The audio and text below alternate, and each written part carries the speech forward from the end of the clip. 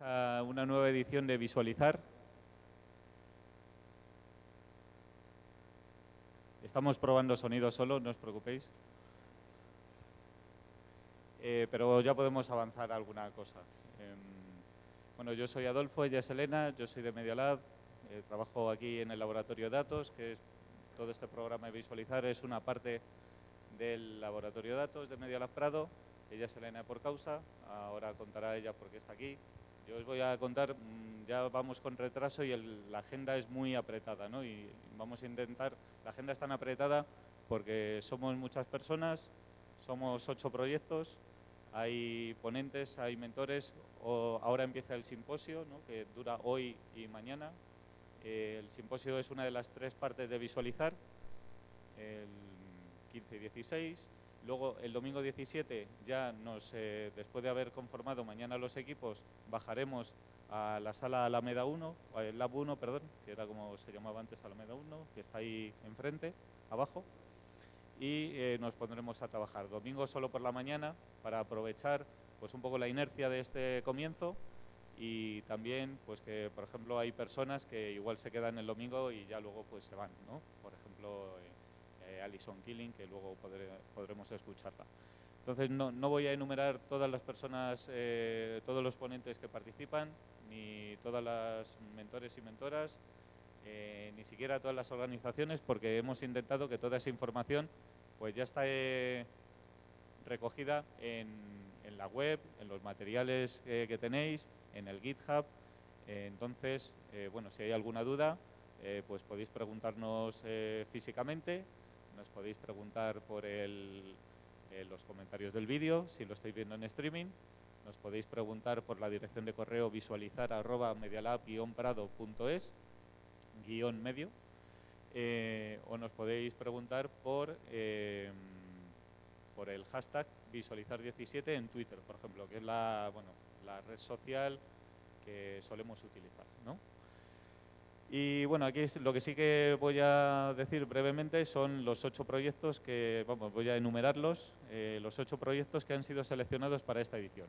Y se cultivan allá, se consumen aquí, Agrégala, Trácula, Los menores refugiados y refugiadas, Movilomics, Cerebros en movimiento, Población dirigida y Planeta excedencia.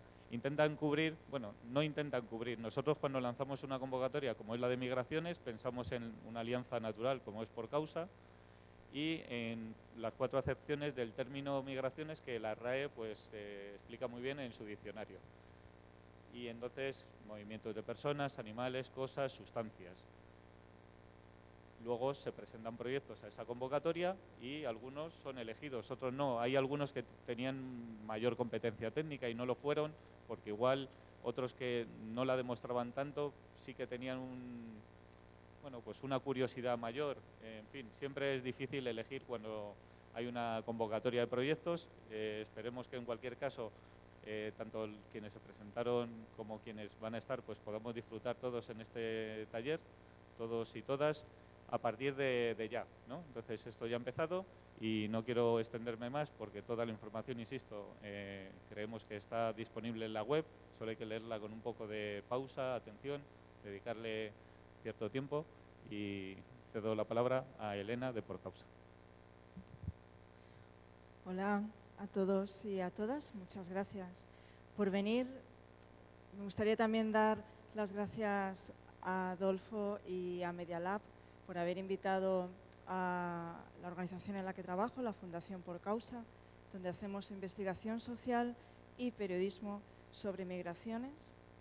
Y como decía, os agradezco que estéis aquí, no solamente a aquellos y aquellas que vais a participar estos 2 días en este simposio tan intenso, sino a todos y a todas los que habéis decidido dedicar 15 días muy fuertes, muy potentes, con muchas horas de vuestra vida para trabajar en un proyecto de visualización de datos cuyo tema es la migración, que a nosotros, desde PorCausa, nos parece el gran tema, el temazo, o sea, el tema fundamental de nuestro tiempo, pero no sé si veis los medios de comunicación, igual no todo el mundo está de acuerdo en la importancia de este tema. Así que estas son pues unas gracias muy cariñosas y muy afectuosas a todas vosotras y a todos vosotros y a Media Lab por haber decidido que este es el tema importante, ¿no? Aunque en este tema de las migraciones, Media Lab y el Data Lab ha elegido usar la migración no solamente en el sentido de las migraciones humanas, sino la migración como metáfora. Nosotros el tema que tratamos básicamente es el de la migración como un derecho, ¿no? Como la movilidad humana como un derecho fundamental. Y a mí, aunque al principio me parecía raro esto de que podamos migrar cualquier cosa, ¿no? Desde las moléculas, el agua, tal, y no solo las personas como tema de estudio, después de pensarlo me he dado cuenta lo bonito que es, porque utilizando la migración como metáfora estamos contando una historia, que es lo que hemos venido a hacer aquí, ¿no? Todos vosotros técnicos, programadores, diseñadores, visualizaciones, periodistas, habéis venido a contar una historia, una pequeña historia que esconde un gran relato, el gran relato de la migración. Y esas otras migraciones, y algunos de los proyectos que los que vamos a trabajar estos días hablan sobre ello, también esconden ese gran relato, ¿no? A través de la metáfora también llegamos a eso que para nosotros es tan importante, ¿no? Poner en valor el movimiento. Así que estamos muy orgullosos en mi organización de trabajar con vosotros estos días. Además, por parte de PorCausa hemos traído 2 ponencias, hoy una de Lucila Rodríguez Alarcón y mañana otra de Gonzalo Fanjul, y cada uno os darán pues, unos puntos de vista muy diferentes que todos van a ser complementarios, espero, para abordar los 15 días de trabajo intenso que nos esperan. Muchas gracias.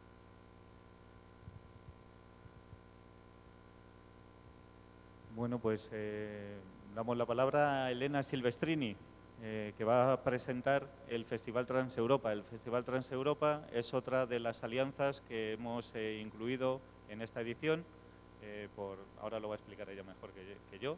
Y la otra alianza, por ya citar las 4, ¿no?, organizaciones que estamos implicadas en esta edición de Visualizar, pues es el grupo de Haskell de Madrid, que son unos jóvenes entusiastas de la programación.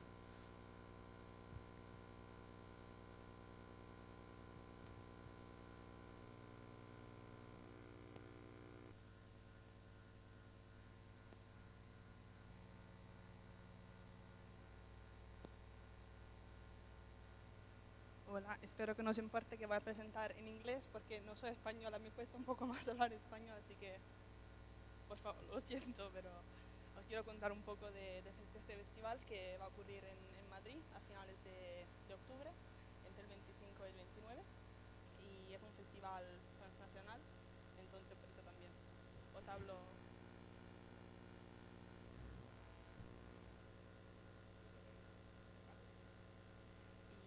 Un festival se llama Transeuropa, que como Visualizar tiene 10 años este año.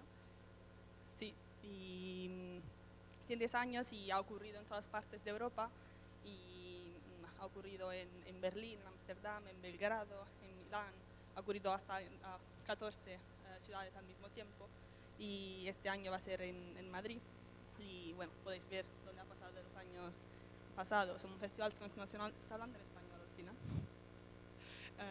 Ha pasado trata de temas políticos, artísticos y ha sido producido por 10 años por European Alternative. Este año colaboramos también con SEMOS de Sevilla y este año los temas, sobre todo este año, los temas que vamos tratando se acercan mucho a los temas de Visualizar, sobre todo porque trata de migraciones, movimientos de personas. Y son 3 temas que este año se llama Convergent Spaces. Entonces son 3 temas que estamos intentando tratar en conjunto para ver en qué manera los actores que se mueven en cada de estos espacios puedan crear sinergias y colaboraciones.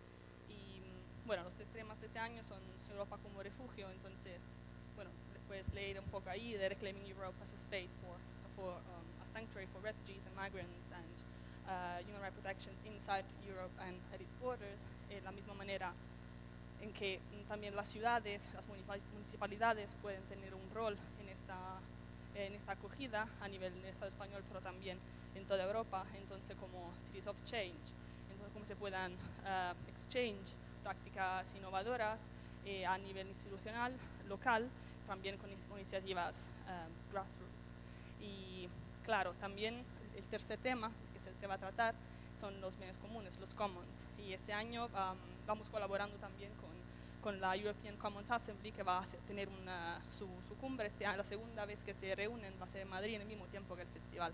Entonces vamos a tener unas iniciativas juntas y claro, la manera de que se pueda dar unos inputs al policy making sobre bienes comunes y también compartir experiencias a nivel europeo y alrededor de Europa. Y bueno, estamos aquí porque, claro, los temas de migraciones, movimiento de personas, tiene mucho en común con los temas de visualizar, y también porque Media Lab Prado va a ser una de las sedes del festival y vamos a tener muchas actividades aquí, incluso un taller dado por Adolfo sobre data visualization. Entonces, bueno, espero veros ahí. Ahora cuento un poco más de los contenidos. También va a ocurrir en La Ingobernable, en Centro, en Matadero, entonces va a ser por todas partes de la ciudad. Y bueno, va a ser solo 5 días y vamos a tener talleres, introducciones artísticas, lectures, performances, pelis, música. Eso va a ser muy interesante. Y bueno, estos son uno de los talleres que podéis encontrar en el programa. El primero lo veis con Adolfo, y también hay mucho más temas que creo que también pueden cruzar un poco con lo que vais a tratar estos días. Y espero también que durante su taller pueda contarnos un poco de la experiencia que ha salido de visualizar, y de ahí partir para contar un poco, ¿no?, de las metodologías, de los procesos que se puedan utilizar con selección de datos como herramienta para el activismo. Y bueno, y también hay muchas exhibitions que con dos temas, dos clusters, ¿no? Europe as a Refuge and Activism from los márgenes de Europa, y van a ocurrir en Matadero. Y bueno, podéis ver en la web que os enseño la URL en muy poco. También van a haber muchos debates y bueno, y ahora a finales de mes vamos abriendo las registrations, ¿cómo se dice?, para los talleres. Entonces os recomiendo que os escribáis ahí, y los talleres van a ser el 26 y 27 de octubre. Y bueno, podéis seguiros en estas páginas, también inscribiros al canal de Telegram, donde vamos contando un poco más. Y nada, espero veros todos ahí y todas ahí. Y bueno, cualquier cosa me preguntáis. Gracias.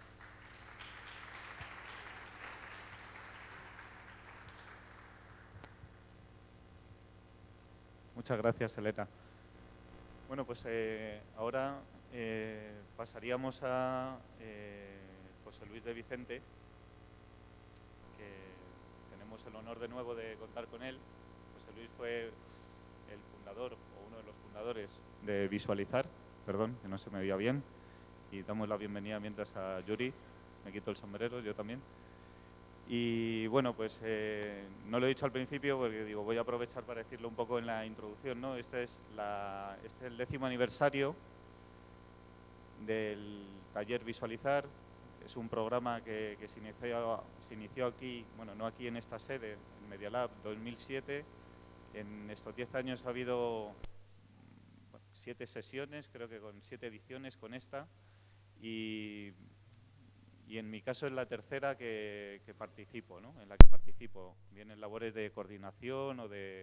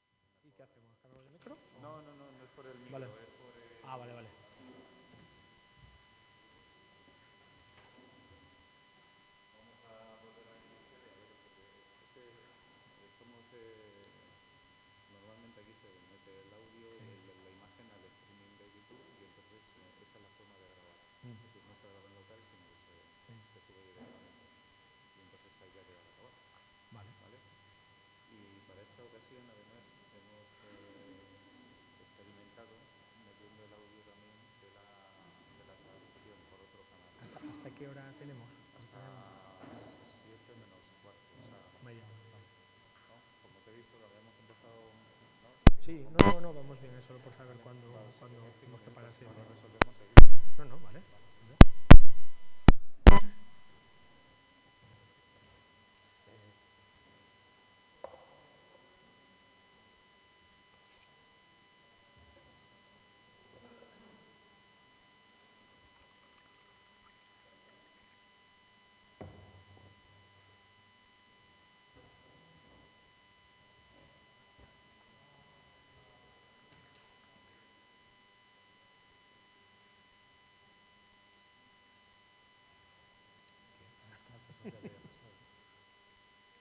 Pausa mitad, ¿no? Está bien, porque...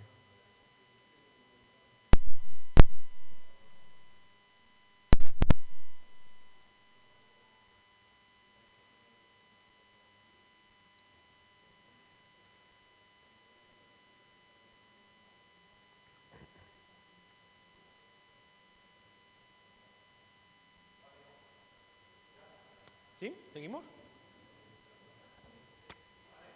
Vale. Pues...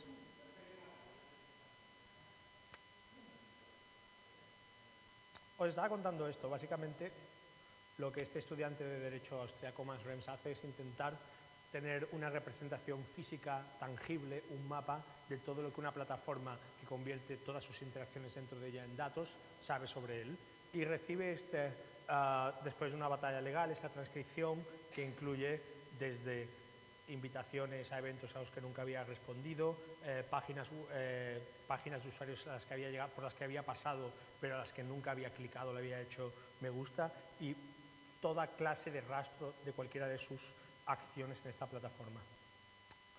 Si queréis saber lo que es la realidad de una plataforma como esta a día de hoy, en junio de 2017, que es el mes más cercano para haber encontrado datos, una plataforma como Facebook, que es la principal granja de datos del mundo, entendida como la principal productora de rastros de datos personales almacenables y transformables en objetos que capturan una interacción, tiene 2.000 millones de usuarios al mes, y de estos 2.000 millones el 66% de los usuarios se conectan todos los días.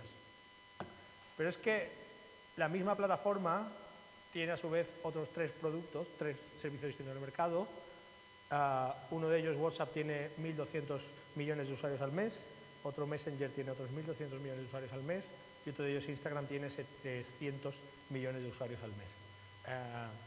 Lo cual quiere decir que al final todas estas interacciones van a parar a los servidores de una misma compañía.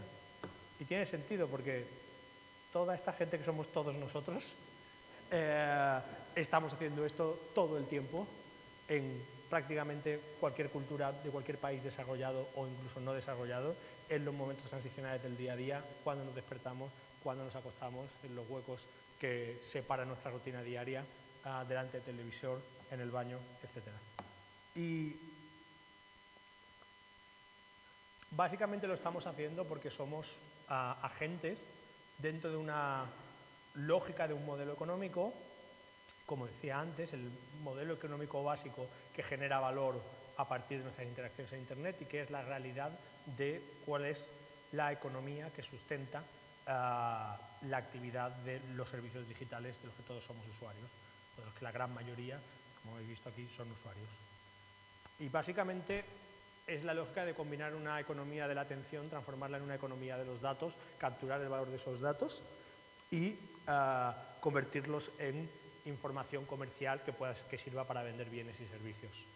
Dicho de otra manera, la mayoría de los servicios que utilizamos dependen de generar o de capturar el mayor cantidad de nuestra atención, de nuestra capacidad de focalizar la atención en algo para permanecer durante cuanto más minutos dentro de ellos interactuando, consumiendo información, clicando, haciendo likes en imágenes o añadiendo comentarios, para con todos estos datos convertir estas interacciones en información con un potencial interés comercial que se vende a terceros para que seamos a su vez consumidores de bienes y servicios que se nos ofrecen gracias a estos datos que nosotros mismos hemos generado y que hemos puesto encima de la mesa.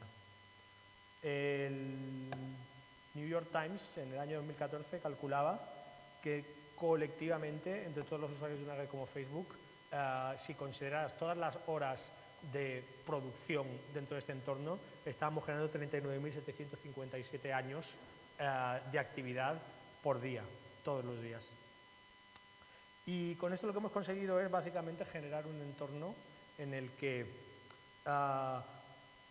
toda esta lógica de convertir nuestra actividad y nuestros actos en información potencialmente desgranable ha creado la clase de información lo que se llama targeting, es decir, dirigida hacia nosotros con fines de marketing, con más resolución y con más detalle de la historia. Básicamente, un anuncio de televisión sabe algunas cosas acerca de la franja en la que se está emitiendo.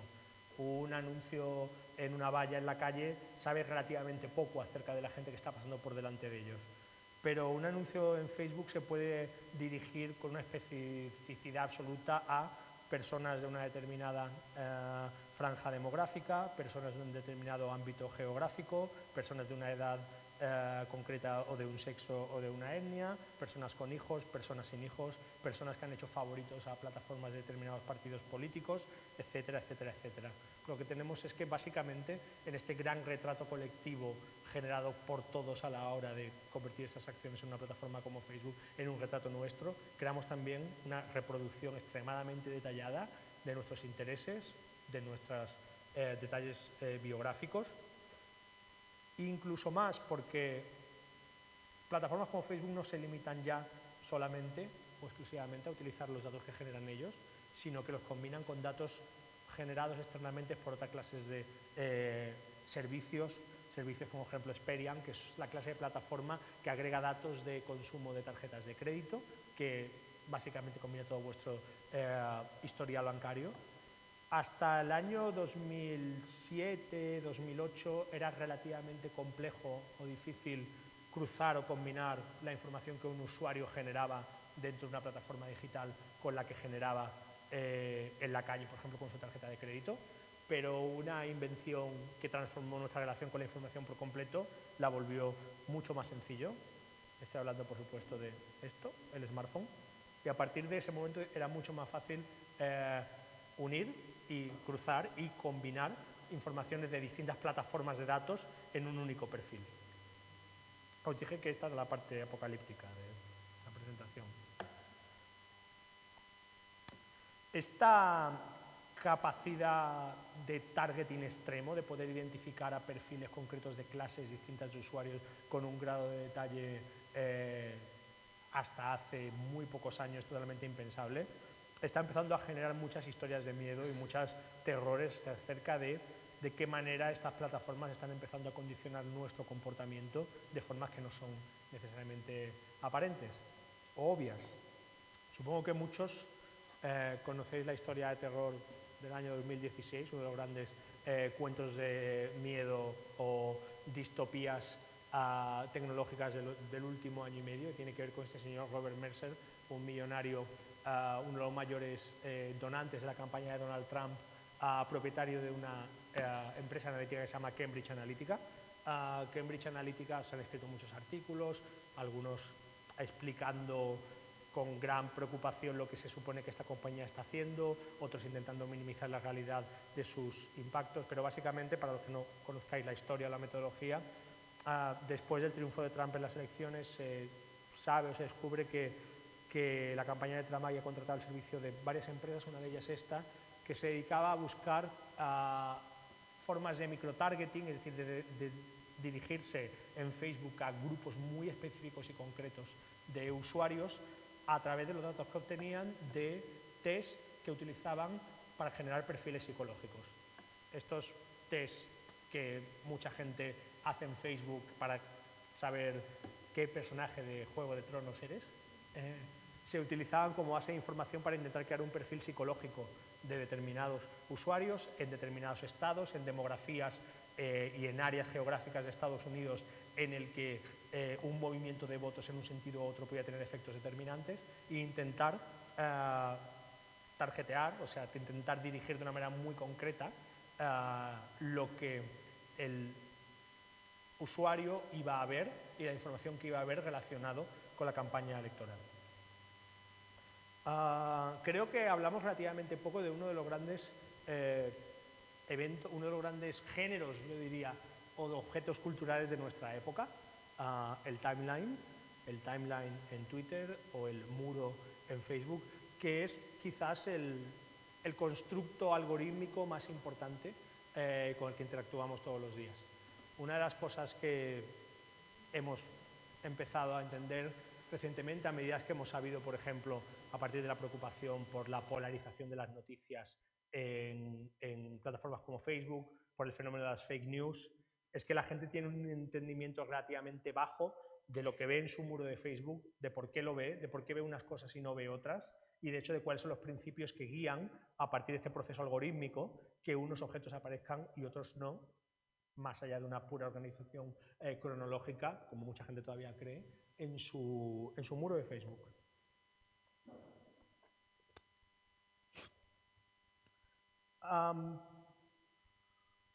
Los procesos de captación de datos a partir de nuestras interacciones en muchos entornos, además, han saltado desde el ámbito meramente del espacio de lo digital, del espacio de los servicios y plataformas de interacción, a muchos otros, por supuesto, a través del famoso Internet de las cosas.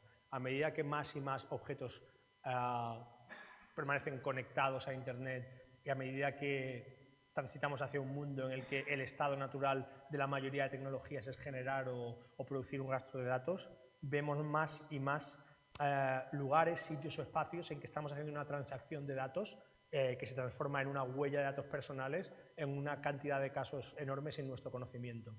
Esta es una ilustración que hicimos como parte de una publicación del año 2014, parte de la exposición Big Bang Data, que comisarié junto a Alba Subiros en el Centro de Cultura Contemporánea de Barcelona y la Fundación Telefónica aquí en Madrid, en el que identificábamos 20 tecnologías presentes en el espacio urbano que eran potencialmente, o que se estaban empezando a utilizar, integrando procesos de generación de datos, en muchos de ellos casos con potenciales impactos sobre nuestra privacidad. Un caso muy espectacular, por ejemplo, es el de los contadores de la luz inteligentes, los smart meters, que están sustituyendo a los contadores de la luz tradicionales, que generan un rastro de nuestros patrones de consumo eléctrico que muy fácilmente se puede trasladar a conducta cotidiana, con el patrón de consumo eléctrico que genera un smart meter, un contador de la luz inteligente. Es muy fácil saber cuánta gente vive en esa casa, a qué hora se levanta, a qué hora se acuesta, incluso en qué momento conecta la tostadora, que es algo que genera un pico muy intenso y muy breve de consumo eléctrico en la huella. También queríamos mostrar cómo todos los días somos parte de muchas transiciones en el espacio público o en otra clase de espacios, en el que estamos dispuestos a establecer una donación de datos a cambio de lo que entendemos como conveniencia o comodidad, sin pasar por ninguna clase de proceso en el que evaluamos cuál es el coste o el valor de esos datos. Un ejemplo por el que todos hemos pasado es la interacción habitual de utilizar en un espacio público, en un centro comercial o en un aeropuerto, la red de wifi gratuita que te permite acceder al wifi si te autoidentificas a través del sistema de autentificación de un servicio de una red social, normalmente Facebook, Twitter o Instagram. Y en ese momento estás dispuesto a tener acceso a una red wifi a cambio de que la red wifi tenga acceso a los datos de tu perfil personal y a compartir con ese usuario todo este alto grado de personalización y de segmentación de tus datos como usuarios.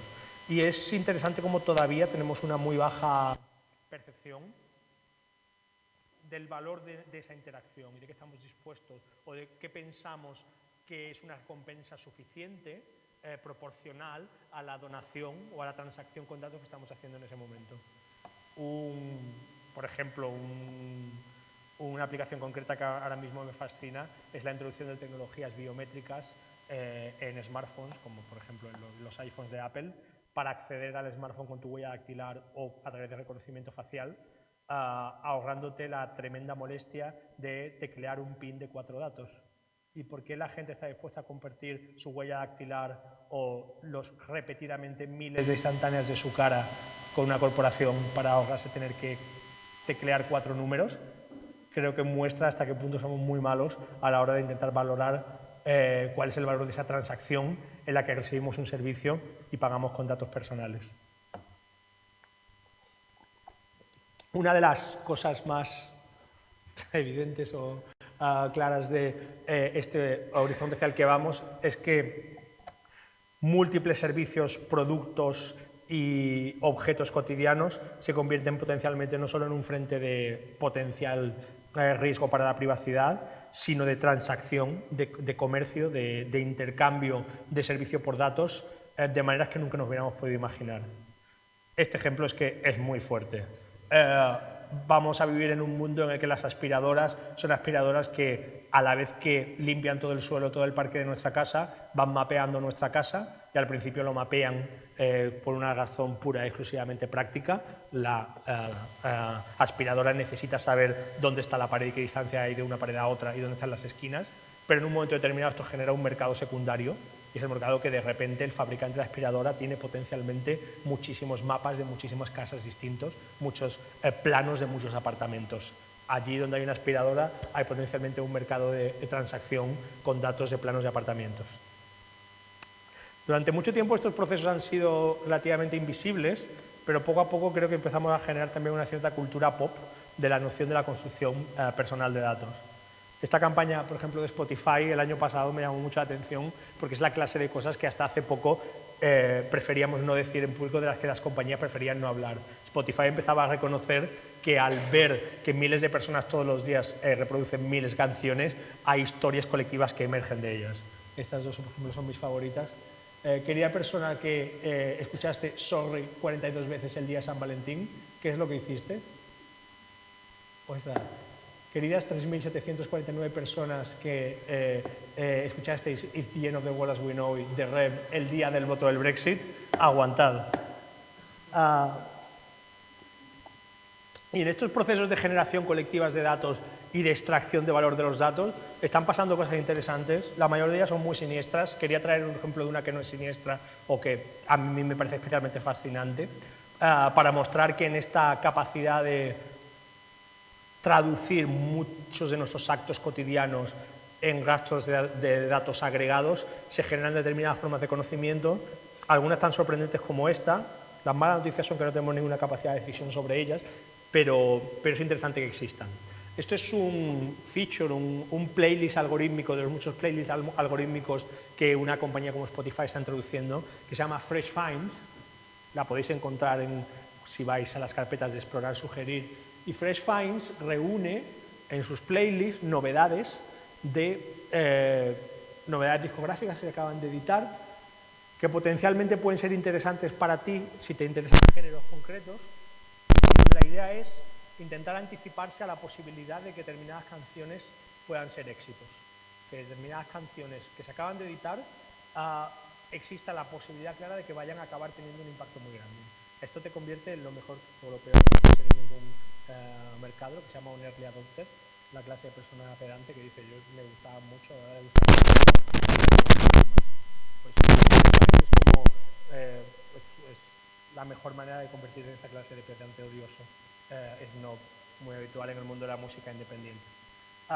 Lo que es fascinante es cómo se construye esta playlist, de qué manera muestran, por ejemplo, que la colaboración entre procesos de prescripción algorítmica y procesos de prescripción humana, estos sistemas no son excluyentes, mutuamente excluyentes, sino que de hecho pueden hibridarse o existir de manera conjunta. Básicamente los editores de Spotify funcionan de la siguiente manera. Rastrean cientos de blogs con críticas de nuevos artistas para extraer nombres. Y entonces van e identifican alrededor de 50.000 usuarios que tienen una tendencia a escuchar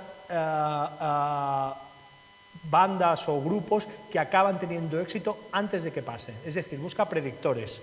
Gente que en sus patrones de escucha tiene una tendencia o ha tenido una historia de escuchar cosas que luego han sido éxitos antes de que esas cosas lleguen al gran público. Escoge a estos 50.000 personas de manera anónima y los convierte en prescriptores, de tal manera que entre todas esas canciones que se sugerían en los blogs como novedades, se va a estos 50.000, se les pregunta, se sondean sus playlists qué cosas nuevas están escuchando y estas van a parar a unos editores humanos que a su vez las clasifican en distintas playlists por género. Para mí lo más interesante es que estos 50.000 prescriptores ni siquiera no tienen ni idea de que son prescriptores. A lo mejor alguno de vosotros sois una de las personas que le dice a los snobs de Brooklyn que escuchan una playlist de Fresh Finds que esto que se acaba de editar tiene una posibilidad de tener un impacto en X meses más allá de ello. Entonces, esto es un proceso de generación de una clase de valor a partir de interacciones concretas que creo que es interesante como nuevas lógicas que se están generando para intentar transformar comportamiento colectivo en conocimiento. Muchas otras historias no son tan agradables o no son tan divertidas o no son tan ilusionantes. Nos encontramos muchas formas en las que allí donde existe un dataset, un conjunto de datos de usuarios que pueda decir cosas sobre la conducta de estos usuarios, es solo cuestión de tiempo de que alguien encuentre la justificación para ir a buscarlos, para acceder a ellos e intentar responder a preguntas a las que previamente no se podría haber respondido o no se debería haber respondido. Un ejemplo claro y muy inquietante son los servicios de prescripción genética que se pusieron muy de moda hace 5 o 6 años, cuando tú podías enviar una muestra de material genético, normalmente saliva, a determinadas compañías y estos te hacían un estudio para ver si tenías propensión a tener determinadas enfermedades. Este era el clásico ejemplo de una compañía que no generaba su valor a partir de cobrar por el servicio, aunque cobraba, pero el precio no era significativo, sino de amasar datos personales potencialmente con mucho interés. Efectivamente, compañías como Ancestry.com o 23andMe, que empezaron a generar grandes conjuntos, en teoría anonimizados, de datos personales, tuvieron que acabar respondiendo a peticiones y citaciones judiciales de policías para acceder a muestras de ADN de potenciales sospechosos. En una sociedad en la que existe la posibilidad de acceder a un conjunto de datos y de muestras de ADN identificadas con nombres, es solo cuestión de tiempo que se generen las condiciones para que éstas se acaben utilizando. Un problema que en los últimos 10 años creo que ha sido el problema por excelencia con la producción y la generación de datos a gran escala es que los datos se filtran. En una sociedad que genera cada vez más de ellos, es cada vez más y más difícil mantenerlos bajo control y mantenerlos preservados. Y al escándalo Manning, al escándalo Wikileaks, al escándalo Snowden, le han sucedido toda clase de breaches, es decir, de fallos de seguridad en la gestión de datos personales que han creado situaciones, algunas muy serias, algunas muy apocalípticas, algunas un poco cómicas y ridículas.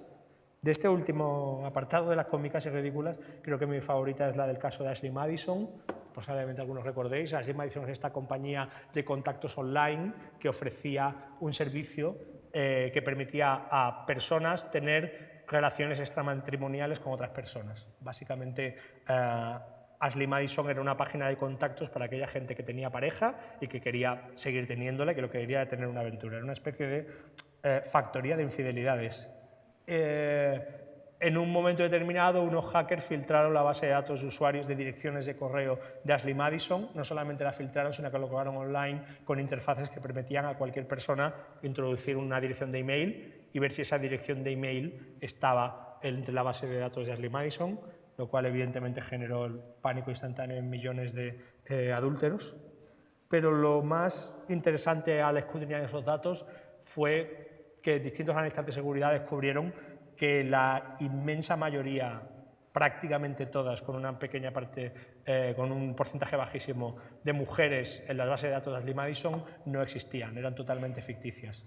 Básicamente Ashley Madison eran un montón de hombres engañados intentando tener infidelidades con bots. Lo cual no nos da demasiado pena porque nadie tiene excesivo compasión por los adúlteros, supongo, pero es un indicador de uno de los problemas más serios a los que nos enfrentamos hoy.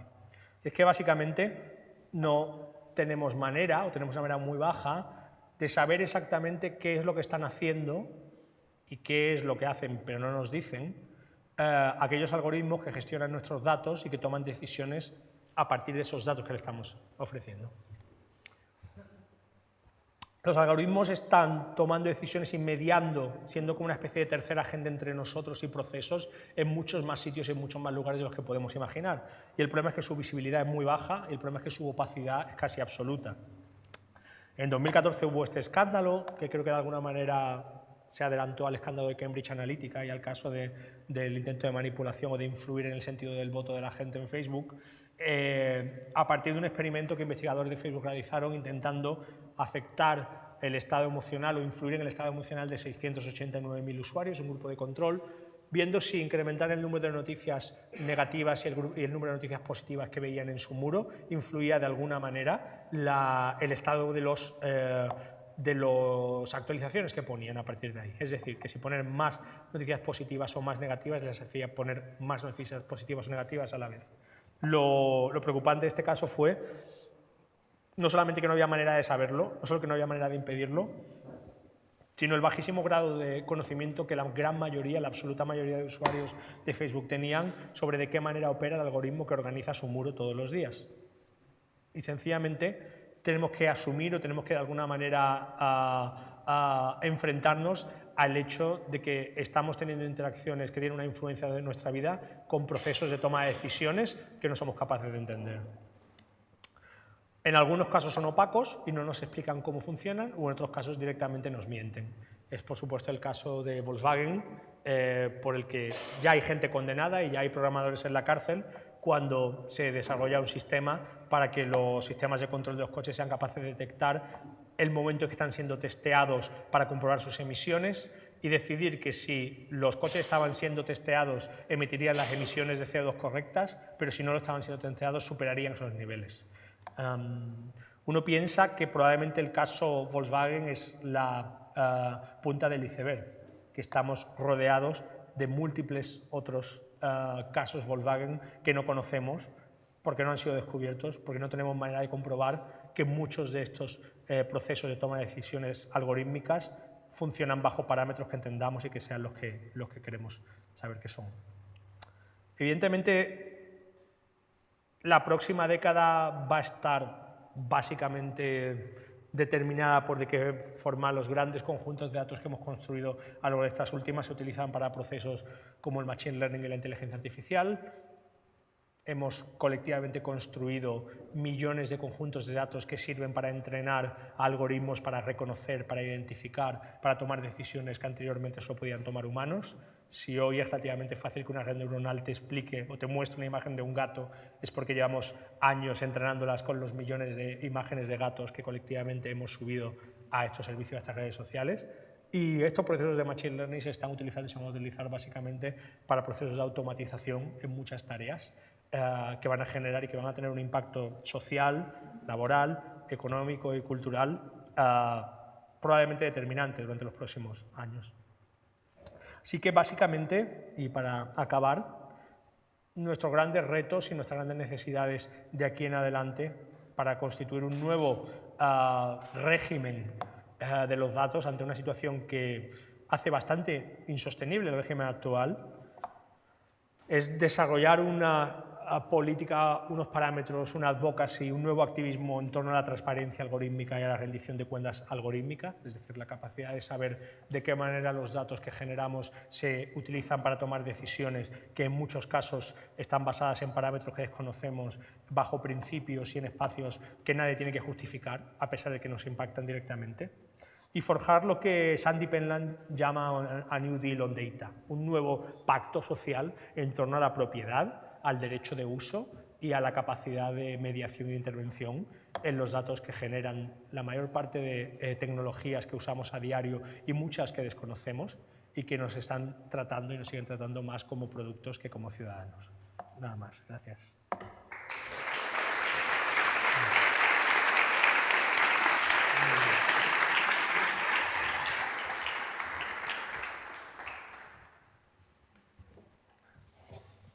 Muchas gracias, José Luis. Además, en tiempo, o sea, vamos con la pausa y todo, fenomenal. Pues, bueno, ya veis que en fin, Humberto que escribió esto de apocalípticos e integrados, ¿no? Hay que tener ahí yo he estado, digo, voy a tuitear esto y de repente digo, joder, no, tuitear esto ya me haces dudar, ¿no? Al final he tuiteado solo uno de todo lo que te iba a poner. Pero bueno, no sé si vamos a seguir con Lucila Rodríguez y la gente de Yorocubo, pero igual, si alguna persona quiere preguntar algo a José Luis ahora, igual es mejor que lo hagamos ahora que O después. o que lo hagamos después. Bueno, venga, vamos a seguir, de acuerdo. No, vamos a seguir y así le damos un poco más al coco de todo lo que nos ha contado. Bueno, pues ahora viene Lucila Rodríguez, que es una de las dos personas que van a hablar de la Fundación PorCausa. Mañana será Gonzalo Fanjul. Y bueno, y Lucila ha invitado además a la gente de Yorocubo. No sé si lo estoy diciendo bien. Se nota que no soy un lector avezado de esta publicación. Pero bueno, le he echado un vistazo, tenéis ahí unos ejemplares, bueno, un ejemplar, o sea, varios números, varias revistas del mismo ejemplar y la verdad es que está muy, muy chulo, ¿no? Para que hablemos de visualización de datos desde otra perspectiva. Así que directamente os paso la palabra y os presentáis mejor vosotras. Que tienes que poner el tuyo. Vale. Sí. Vale. Bueno, muchísimas gracias. Estoy bastante abrumada de estar aquí. Me parece muy complicado llegar al nivel del testigo que me acaban de dejar y menos mal que luego después tenéis dos ponencias interesantísimas. Nosotros vamos a ser como una nota un poco discordante en todo este espacio de presentaciones. Pero espero que esa parte discordante también sea un poco útil y os ayude a llegar más lejos, porque yo soy una enorme admiradora y consumidora del dato y de la visualización del mismo, ¿no? Entonces tenéis toda mi admiración, todos los que estáis aquí, hagáis lo que hagáis, que seguro que yo sería incapaz de hacerlo, ¿no?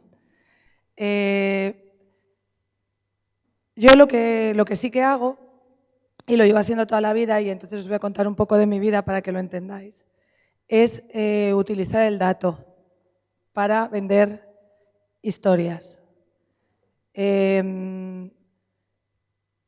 Yo ahora soy directora de PorCausa, pero antes de ser directora de PorCausa he estado en el Ayuntamiento de Madrid. He sido la primera directora de comunicación que tuvo el gobierno de Manuela Carmena y le estuve acompañando durante 1 año y medio. Y antes de eso fui directora de comunicación de Oxfam Intermón, una ONG.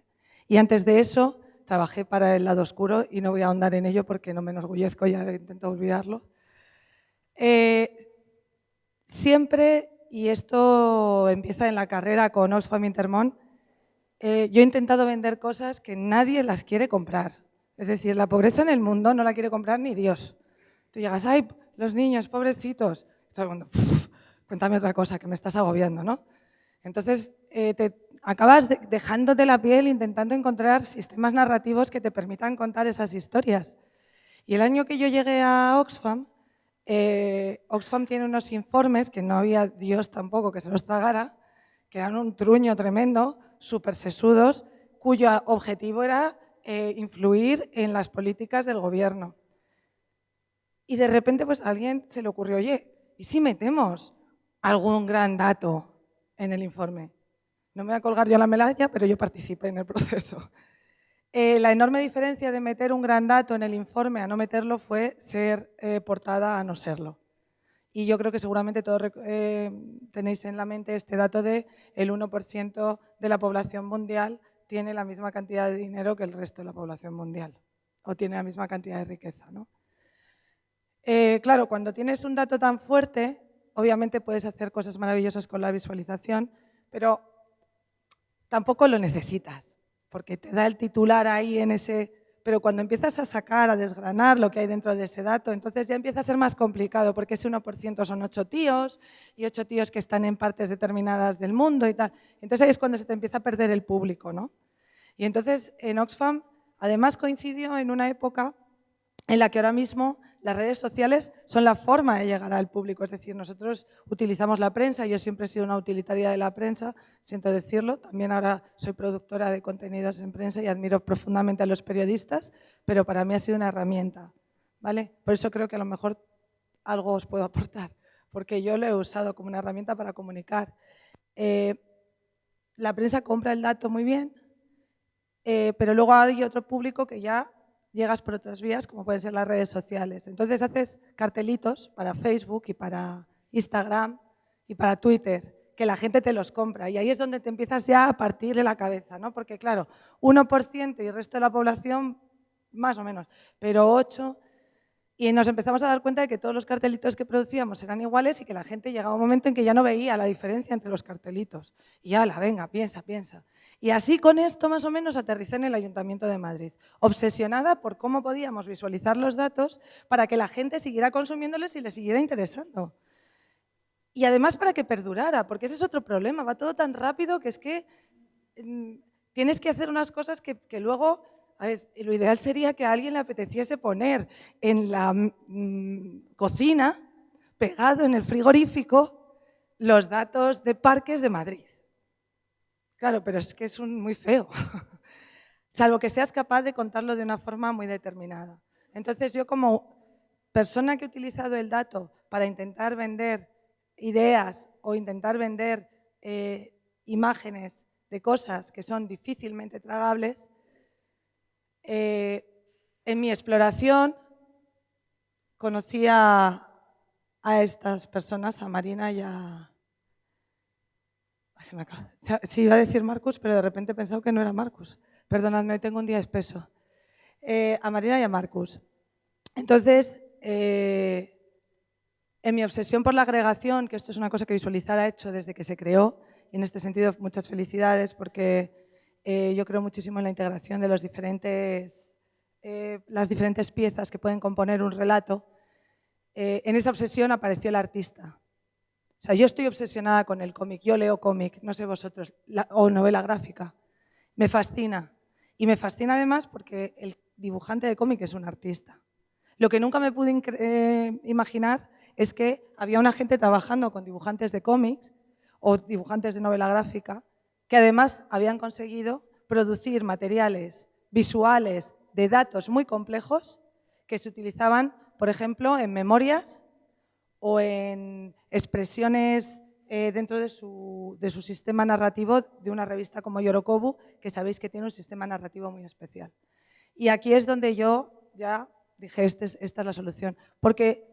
Y ahora por eso les he invitado y me alegro muchísimo que hayan aceptado mi invitación para que os enseñen los materiales que han producido y que os expliquen los problemas que han tenido también para producirlos, porque no es simplemente encontrar un artista que produce un material, y muchos de vosotros eso ya lo sabéis, es encontrar un artista que produce el material que es capaz de trabajar con una persona que le ha hecho el tratamiento del dato para que ese dato tenga un sentido, no solamente artístico, sino también narrativo. Y bueno, es que eso sí lo puedes pegar en la nevera. Lo que hace esta gente se puede poner en la nevera o se puede poner en una pared. Y el dato cobra otra dimensión y por lo tanto la narrativa es una narrativa que perdura muchísimo más. Y por eso me parece muy interesante que podáis ver un pequeño esbozo y que os lo expliquen. Entonces paso la palabra a Marcus.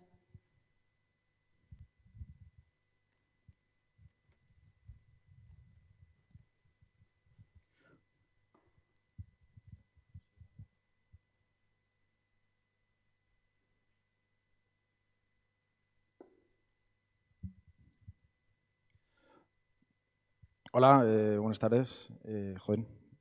Hablar en el Media Lab, la verdad es que llevo años viniendo y nunca había podido hablar aquí, así que estoy flipando un poco. Pero bueno, ¿dónde empezar? Rápidamente os voy a contar qué es Yorokobu. Es un proyecto que nace en 2009. Somos un grupo de periodistas que estamos trabajando en un medio especializado en publicidad. Y nos empieza a chirriar una cosa, ¿no? Que en el mundo publicitario se apropia mucho de la palabra creatividad, ¿no? Es como que ellos son creativos y que la creatividad la crean ellas, cuando en realidad casi siempre se la apropian, ¿no? Entonces pensamos, ¿por qué no crear un medio más global que trata el tema de la creatividad en su conjunto? Y en ese camino también nos damos cuenta que el papel, en cierto modo, la gente lo está sentenciando, está muriendo, pero no solo porque el modelo de negocio no funciona, sino porque realmente nadie se está currando la parte de diseño. Entonces, creamos la cabecera y decidimos que cada mes un diseñador distinto reinterpreta la portada, ¿no? Entonces, la cabecera es pequeña, no es el protagonista es el artista. Y bueno, y a partir de ahí pues intentamos generar una revista que sí tiene profundidad, a lo mejor no tiene la profundidad de Jot Down, pero sí intenta se suda, reflexionar, pero siempre también cuidando un montón la parte gráfica, ¿no? Que pensábamos que era realmente algo que se estaba dejando de lado en el periodismo, ¿no?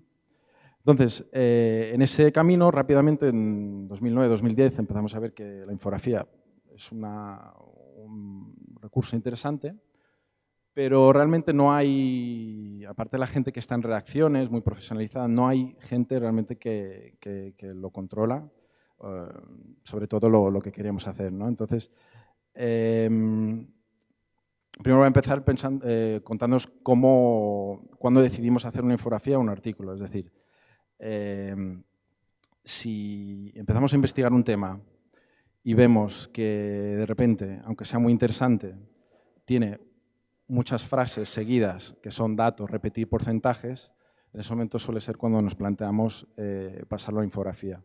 Cuando vemos que no es posible contar de una forma, hacer un storytelling en texto que realmente enganche, ¿no? Entonces, esto es un ejemplo que es el menos infográfico, tradicionalmente hablando, que hemos hecho, pero sí es el tipo de ejemplo donde empiezas a investigar un tema, en este caso es Noruega, que, como sabéis, es el sitio más avanzado en temas de coches eléctricos. Entonces empiezas a investigar y está lleno de datos, ¿no? Pues temas de IVA, de los incentivos, las emisiones. Entonces, en lugar de recurrir a un texto, digamos, sesudo, pues decidimos contarlo de una forma bastante entretenida, ¿no? Y luego, pues esto, volviendo un poco a los inicios, es el momento de crear ese equipo, ¿no? Entonces, ¿qué haces? Porque puedes ir a un ilustrador, pero igual le faltan nociones de diseño gráfico, o puedes ir a un diseñador gráfico, pero igual no sabe ilustrar. Entonces, tenemos la suerte un poco de, en ese momento, encontrarnos con Relaja al Coco, que es un estudio especializado en infografía que tiene un poco esas dos partes, diseño gráfico y esa capacidad de hacer ilustración, ¿no? Entonces, son muchas veces un perfil ideal. Es una infografía que hicimos para Moritz. Y luego, este es otro ejemplo, David González, que también aúna esas dos cosas, ¿no? Poder diseñar, pero también infografía. En este caso estamos contando un poco el tráfico de órganos. Y bueno, pues generamos ahí una historia bastante llamativa para perderte un rato y informarte.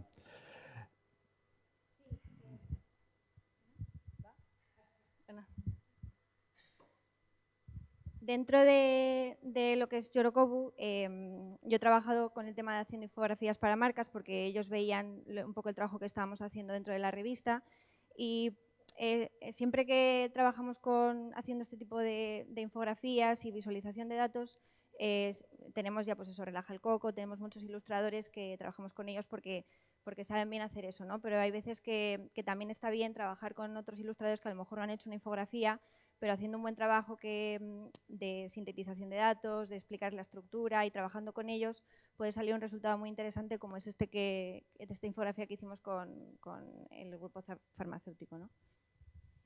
Y ya, si tienes la suerte, en este caso no tenemos el presupuesto para poder acceder a él, pero este ya es como el perfil top, ¿no? Todo terreno. Alberto Lucas López, que sabe investigar los datos, sabe ilustrar. Bueno, la parte de la maquetación la habrá hecho con su director de arte, pero es un poco para mí el perfil perfecto y ese es muy difícil de encontrar. Aquí voy a pasar a algo que hemos aprendido un poco trabajando por un lado con Yorokobu y por otro lado con marcas en cuanto a Facebook, ¿no? Facebook recientemente cuando entras están como braseándote con vídeo, parecen están obsesionados. Pero lo que hemos visto, haciendo con métricas, eso es que en realidad el vídeo no funciona tan bien. Y de hecho ha habido polémicas porque estaban trucando los datos, diciendo que la gente lo estaba viendo más segundos de lo que están viendo. Y yo creo que el paradigma, eso es Pictoline, ¿no? Es un medio de México que trabaja muy bien la información. Y hace poco le sacaron un perfil en la revista de Harvard, de Nieman Lab, y me llamó la atención una cosa que decían, que creen que una de las claves de su éxito, aparte de, lógicamente, hacer muy bien su trabajo, es que en Latinoamérica, digamos, la revolución digital se ha saltado para muchos el ordenador sobremesa y se ha ido directo al móvil, y que ahí la imagen estática funciona mucho mejor porque la gente tiene conexiones mucho más lentas. Entonces, aquí que estáis trabajando en temas como migraciones, es interesante tenerlo en cuenta que en muchos países como India o digamos, en vías de desarrollo, si ya puedes hacer un cojo vídeo, una cojo animación, pero no van a tener la conexión para poder verlo, así que va a morir. Y de hecho, no solo en países en vías de desarrollo, nosotros hicimos unos trabajos para un canal de series de Fox y encontramos que ellos empujaban mucho para que hiciésemos vídeos elaborados y lo que mejor funcionaba eran gráficos sencillos. O sea, porque al final era en 3-4 segundos estás buscando en el timeline y te haces con la información, comentas, lo que sea. Entonces, entiendo que para muchos de vosotros lo de las marcas os la refanfinfla, y lo entiendo, pero que estas cosas os pueden ayudar luego si queréis llegar a un público pues para otro tipo de proyectos, ¿no? Se aprende de eso porque en Fox funcionaba lo sencillo y tenemos pues este contraste de infografías, ¿no? La de la izquierda es una belleza, pero es compleja, y la de la derecha enseguida pues se ven los datos y tiene otro estilo. Entonces es importante saber el objetivo que tienes con esa infografía, el público al que te diriges y también el medio en el que sale, porque no es lo mismo hacer una infografía para un público mainstream o que quieres que enseguida vean los datos y en un segundo captar su atención, a alguien que sí que le puede interesar eso y a lo mejor puede disfrutar de una infografía como la de la izquierda, ¿no? Y nada, y a la hora de trabajar un poco, en nuestra experiencia, funciona mejor cuando te curras el concepto, antes de llegar al diseñador, ¿no? Llega con los deberes hechos, llega con la información bastante masticada y un concepto detrás. Es un poco al final replicar el concepto de las agencias de publicidad que tienen un copy y un director de arte, y en este caso, bueno, pues cuando llegas con una buena idea, la verdad es que les dejas un poco trabajar y lo suelen hacer de puta madre. En este caso queríamos contar el número de inmigrantes, de extranjeros en Madrid y Barcelona, y lo comparamos a los restaurantes. Hicimos una comparativa de, pues, por ejemplo, los japoneses, por cada restaurante japonés hay 50 japoneses, o sea que tienen mucho de escoger. Y los marroquíes, por ejemplo, pues, joder, 12.400 marroquíes por cada restaurante marroquí. Así que también hay un trasfondo social ahí, ¿no? Que quizá temas de poder adquisitivo y todo lo demás. Y luego también, pues para nuestra propia revista hemos trabajado también mucho la infografía. Este es un ejemplo de algo más complejo, pero también el objetivo es que un poco te pierdas, que estés un rato viendo los datos. Y a raíz de estas infografías que hemos hecho, pues nos ha venido bastante trabajo, ¿no? Es un poco, pues aprovecha tu autopromo para que luego te vengan cursos. Y esto es otro que hicimos en el 2015 para un poco presentar a nuestro público. Y esto, bueno, pues es otro ejemplo, bueno, tú lo sabes mejor. Sí, esto es un ejemplo que hicimos con Chivas, es un perfil del emprendedor social.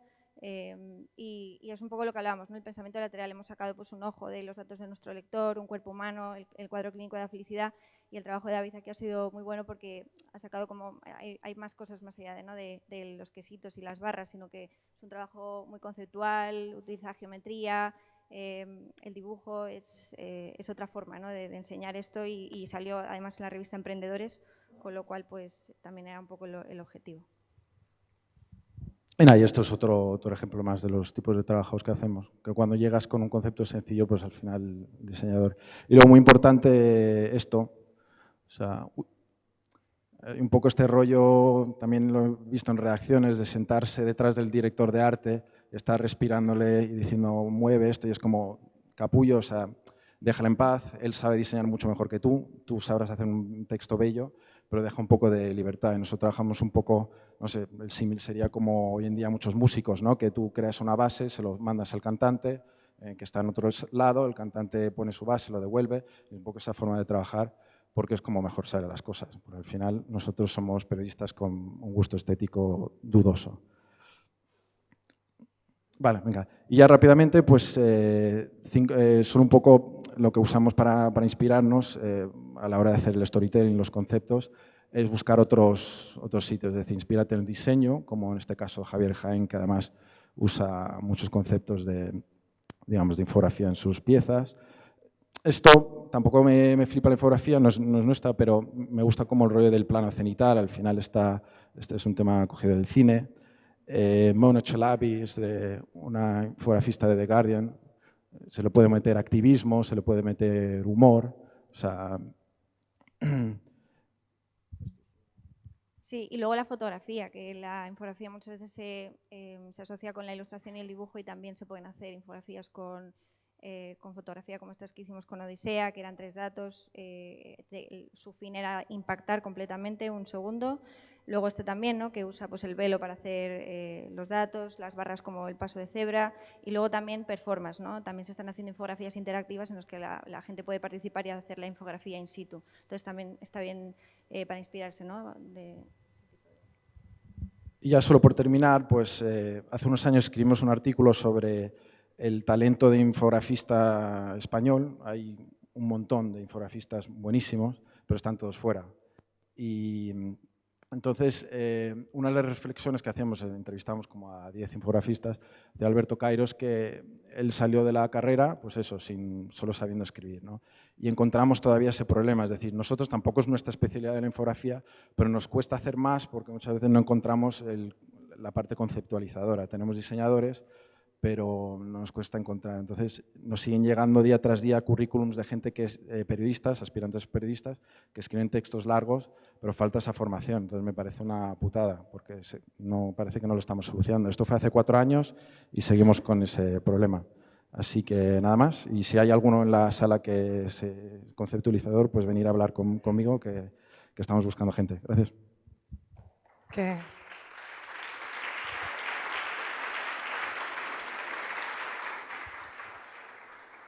Pues me alegro de los aplausos porque eso quiere decir que ha sido interesante y eso me tranquiliza. Estaba muy preocupada. Teníamos pensado hacer un pequeño debate, pero como se nos ha ido un poco el tiempo y tenemos unas ponencias fantásticas que siguen, yo no lo voy a alargar mucho más. Creo que habéis entendido un poco el concepto y lo que me llamó la atención cuando conocí a esta gente. Pero no quiero cerrar esto sin advertiros una cosa, que es muy importante. He hablado de mis trabajos en ayuntamiento, mi trabajo en Oxfam. Ahora mismo en PorCausa intentamos trabajar narrando el tema de las migraciones y, como sabéis, hay un enorme auge del discurso antimigratorio en toda Europa. En España también sucede. Y el discurso antimigratorio es un discurso muy demagógico. Entonces, cuando tú te enfrentas contra un discurso muy demagógico, normalmente piensas que los datos te van a ayudar a rebatir ese discurso. Y hemos estado trabajando mucho en encontrar esos datos que nos permitan rebatir ese discurso. Pero el pasado mes de octubre, es decir, hace un año, que cómo pasa el tiempo, en octubre del año pasado, un think tank bastante relevante de UK presentó un informe sobre cómo se percibe la inmigración en UK y qué diferentes herramientas puedes utilizar para cambiar esa percepción de la migración. Y salió de una forma muy contundente que lo que no vale, lo que la gente no compra, es el dato.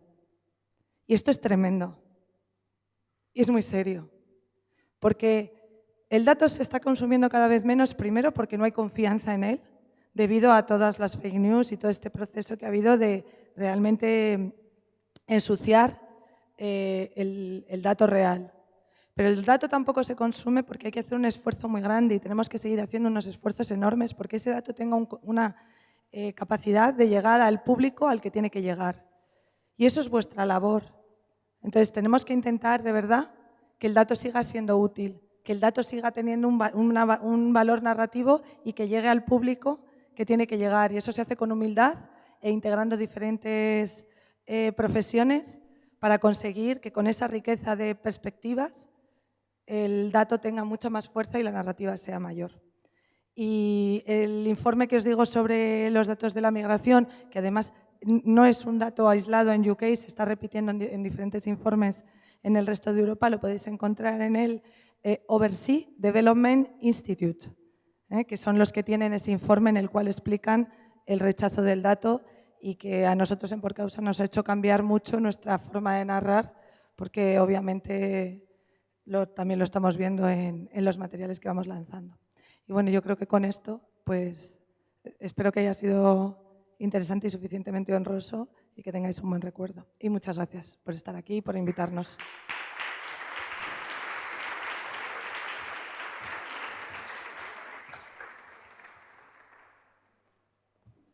Y no sé quién viene ahora, lo presentaría, pero Adolfo.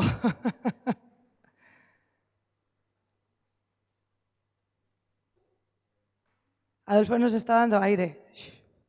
Puedo cantar. Además de hablar de cosas de estas, canto también y bailo. ¿En serio? Podemos dejarlo eso para mañana. Pues ahora íbamos a tener, nos faltan dos ponencias, que son las de Hannah Williams y Julie Freeman. Julie está ahí y Hannah no la veo.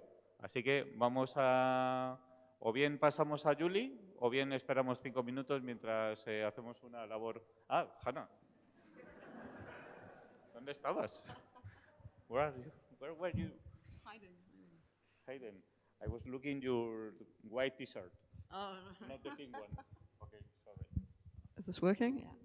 Like I have a tunnel vision at this time. No, this is This is fun. already connected or no? Is it? But this is not a DPI.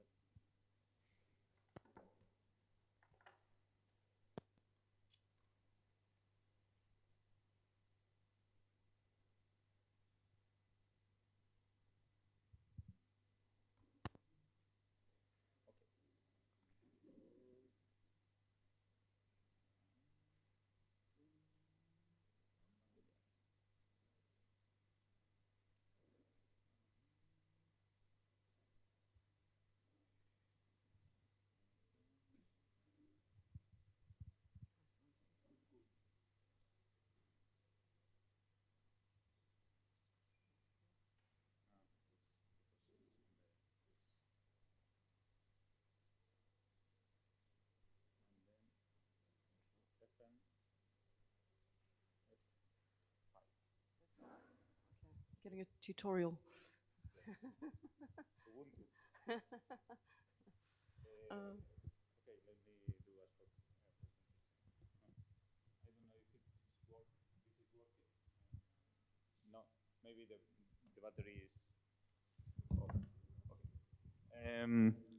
Bueno, pues Hannah Williams ha trabajado o ha participado en School of Data, un proyecto de la Open Knowledge Foundation, fue fellow en 2014 a 2015 y luego también en Code for Sudáfrica, Código para Sudáfrica, una iniciativa ciudadana para hacer aplicaciones y visualizaciones y proyectos que trabajaban con datos.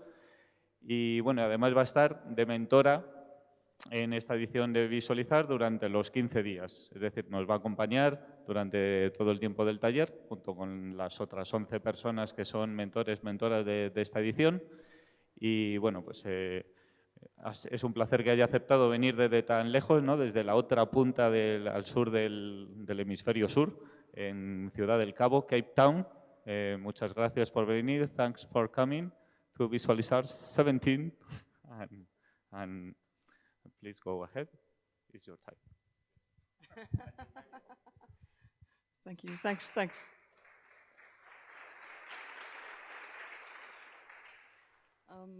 Yeah, thanks to Adolfo and the rest of the team for inviting me. It's a long way to travel, but it's exciting to be here. Like you said, my name is Hannah. Louder? Yeah. my name is Hannah Williams. I'm from Cape Town, South Africa. I'm a graphic designer and I do a lot of work with data because I work with many NGOs and civil society to try and create projects that kind of make a social difference or improve people's lives in some way. Today I'm going to talk a little bit about open source technologies for data visualization. I hope it's not too boring. I'm not going to get very technical, it's not tutorials, it's more just sort of a bit of an overview of the concept of open source, and hopefully it will inspire you guys to make your own projects open source and work more with open source technologies and participate in the community. First of all, let's take a look at what is open source. And it refers to something that people can modify and share because the design is publicly accessible. So that means I can access the design or the source code, I can change it, I can re-release it, I can see how it works, I can take it apart, I can put it back together. So that's sort of the principle. The reason it's called open source is because it comes from software developers, as you probably know, and it's because you can access the source code, you can modify the source code, and you can distribute your own version. So say, for example, I found some software, open source software for choosing the perfect name for your cat. I could take it, I could modify it, and then I could change it to generate a perfect name for your dog, for example. I could then give that away to as many times as I like. I could also give away the original software, you know, that names your cat. And anyone could use the program or the source code for any purpose. So, for example, I couldn't say, I don't like dogs, so you can't use this software for dogs. Anyone can use it for anything. And obviously, there's no licensing fees or other restrictions. So this brings us to a couple of examples, just in case you don't know. You're probably familiar with some of these programs. There's a bit of debate as to whether these are truly all 100% open source. I'm not going to get into that. I think for the purposes of this discussion, they are open enough. And these are common, this is common software that people use every day. So Android, Google Chrome, Firefox, WordPress, Linux, and Ubuntu, and all the other flavors, and so forth. Some examples of closed source software, as you probably know, Windows, Microsoft Office, Internet Explorer, iOS, Adobe. So anything you pay for, you can't give it away to your friends. You can't access the source code, you can't modify it. It's closed, so you can't do anything else with it. I just wanted to talk a little bit about the open source way, because I think the principle itself is not only valuable for software, but for how we approach many problems, social problems, technical problems, anything we face as human beings. And it's about open exchange, which means we freely share ideas and we can learn faster together. Participation, together we can solve problems that no one person could solve by themselves. So there's a lot of power in that participation mindset. There's also rapid prototyping, and many people are afraid of this because it also means rapid failure. But in open source, failure is considered a good thing because that's where we learn and improve and find mistakes and find problems and make things better. And then meritocracy, which means that things are judged by their merit, by their value. Do they work? And so in a system like this, the best ideas win. So things that work really well will become popular and used more, and things that don't really work well will fall by the wayside. And obviously community, working together, we can all do more things. Just a couple of reasons I'm going to go over really quickly why it's a good idea, and I know I'm probably preaching to the converted, but why use open source? It's free. That's probably the big thing for many people. You don't have to pay money for it. It's flexible, you can adapt it, you can change it. You don't need to reinvent the wheel all the time. It's usually good quality because so many people are working on it at the same time, and it's continuously being improved. There's always community support. If you need help, you can ask a question on a forum or contact a community and people will help you with your problem. Bugs get fixed really quickly because there's many people working on it. Interoperability, you're not limited to proprietary data formats. So for example, if you were working with something like Photoshop that uses PSD, that's a proprietary data format, whereas open source software, you can use many different formats. It's often more secure because the source is open, so developers can take a look at the code and pick up vulnerabilities very quickly and address them.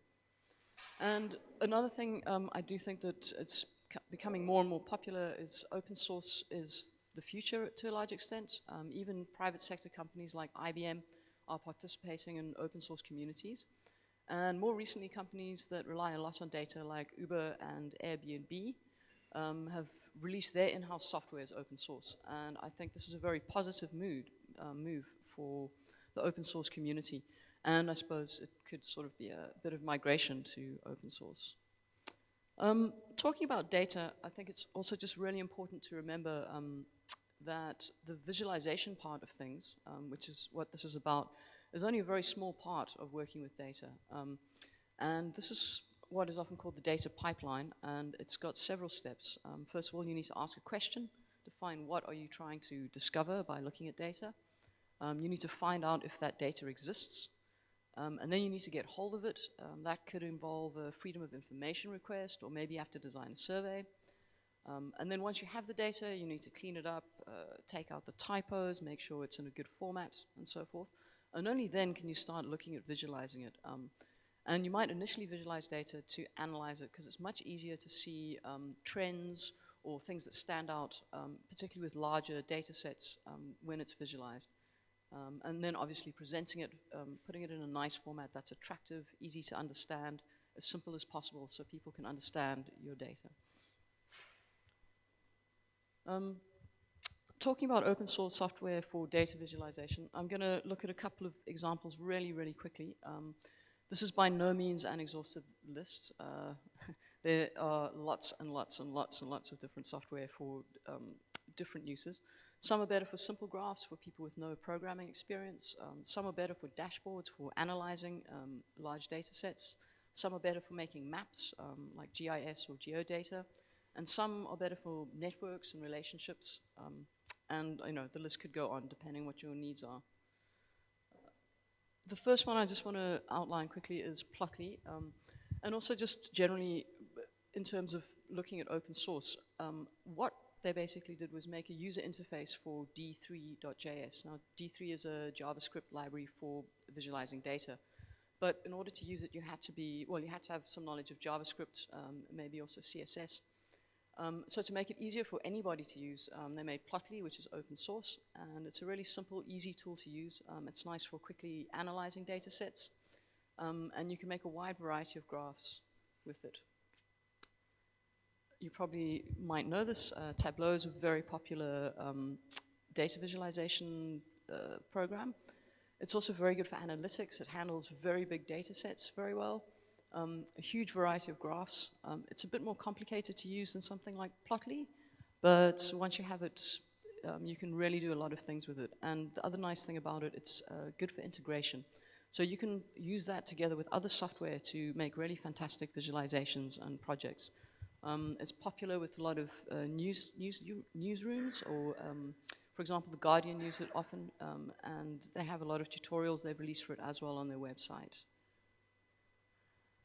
Interestingly, looking at people moving towards open source, Airbnb, which you know is the sort of holiday rental app, has released its in-house software that they developed. And interestingly enough, it's also used a lot of other resources like Plotly to put them together to make a more comprehensive program.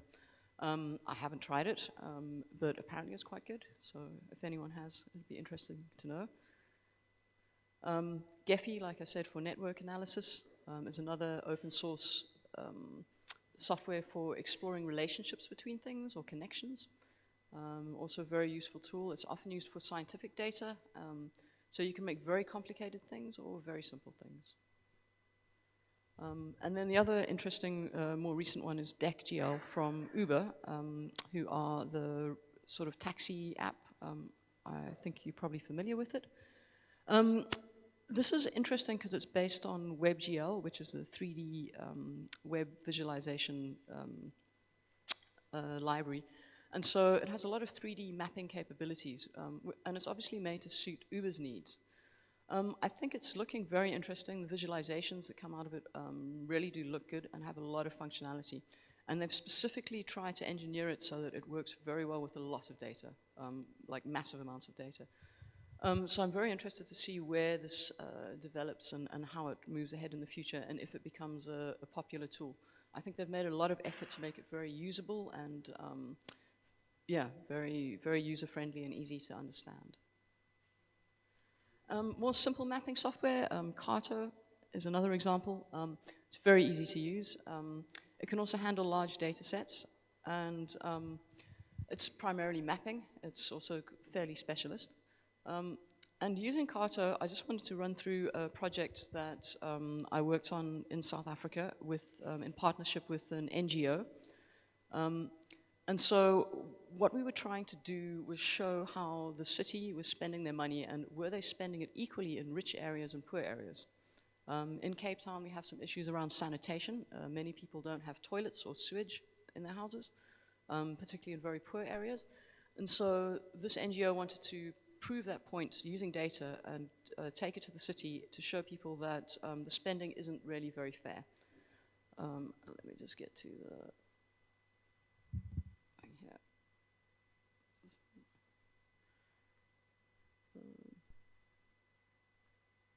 So this was very, very simply done, and it's just showing how we can use very simple open source software that, and you don't necessarily have to be incredibly technical. So this basically is a WordPress-based website. We had a look at all the data and we tried to summarize it nicely for everybody. Oh, there we go. So it has a look at the total budget, it breaks it down into the different services, and obviously we were interested in the utility services specifically because this relates to sanitation and water and toilets. And then we gave a few facts and a bit more information about sanitation. And then we had a look at the capital budget, which is for large-scale infrastructure projects. And obviously, if you wanted to fix the sewage to poor areas, that would be a capital project. And then we kind of put the results of the data into this map. And this allows people to have a look at their own area. So you can type in your street address. I just want to show you this in a bit bigger. Oops. Okay, that's fine. So I could type in my address over here, and it'll tell me information about my suburb, or I can click on the map. So, for example, so this is the center of town. It tells you how much money is being spent. We also broke it down. There's some layers on the map to show expenditure per capita. So you can see how much money is spent per person in that area. And that very quickly shows how that the budget is not being spent very fairly. And the other interesting thing we integrated it with was, let's get into this map, if it will scroll. Sorry, open this window.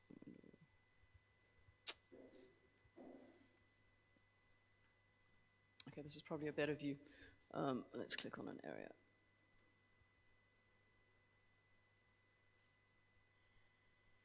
So we also used some other open source software that was developed by some South African guys, based again on some other open source software developed by some American guys. And this is based on WASIMAP, which essentially allows you to get demographic data for any part of South Africa. So you can selectively take this and take these demographics and show what you feel is important. So we just showed a few things that was relevant to the message we were trying to get across.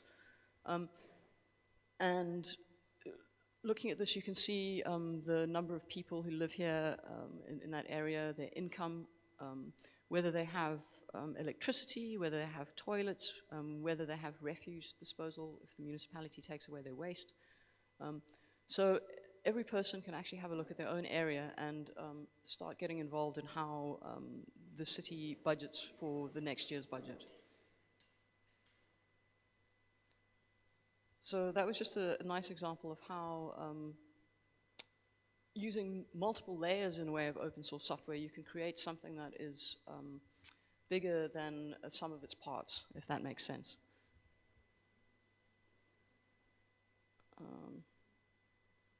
Cool.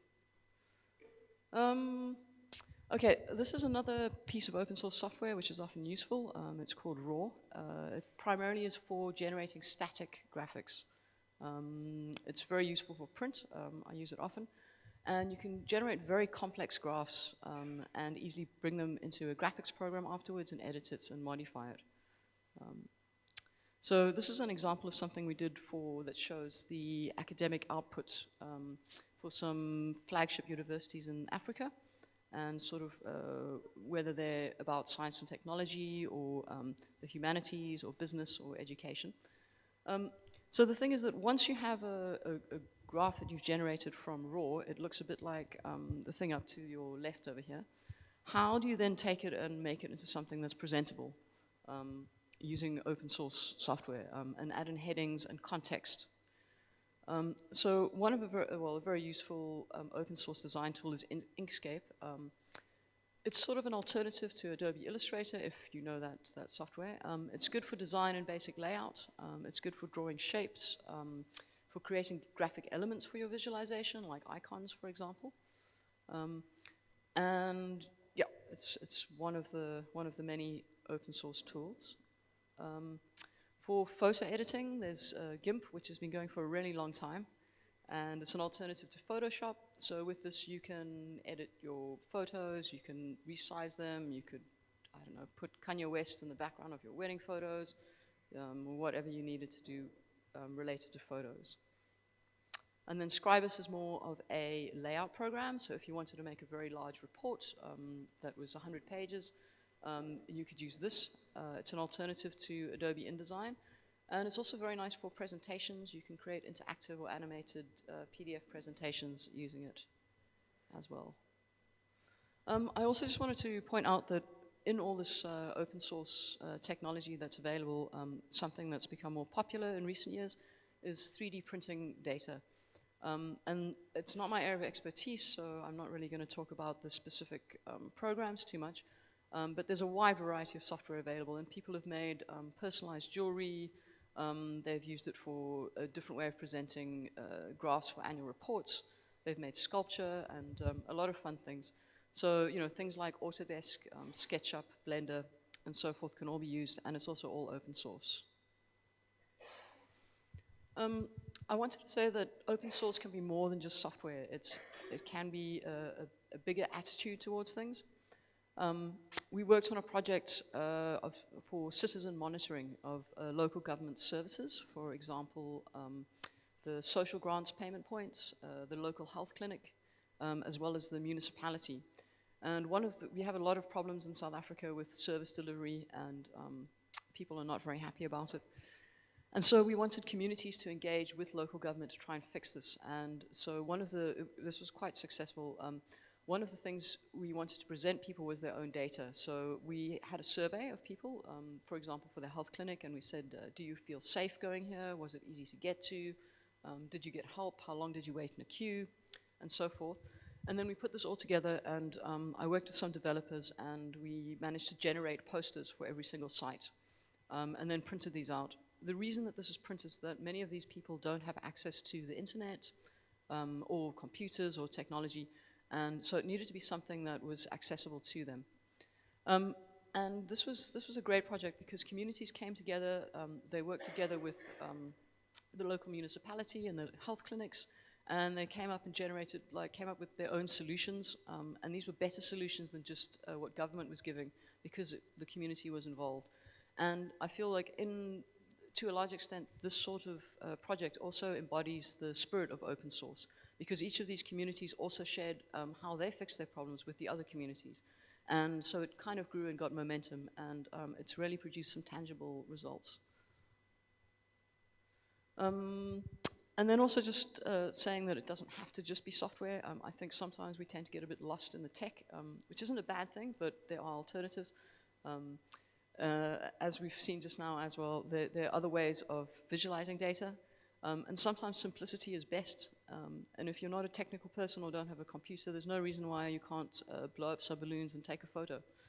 It's just as effective, and it's not necessarily a worse visualization just because it's not complicated. Yeah. This is a very interesting website by Jose Duarte, who's a Colombian designer. it's called handmadevisuals.com. And he's sort of got his ideas and also instructions and some toolkits to help people visualize data physically. So it's kind of fun to have a look at, and it's a fun thing to try at some point if you're ever working with a bunch of people. So yeah, I think broadly in the spirit of open source, try new things, share your experiences, get other people to give you feedback. Don't be afraid to fail, and yeah, have fun. Thanks.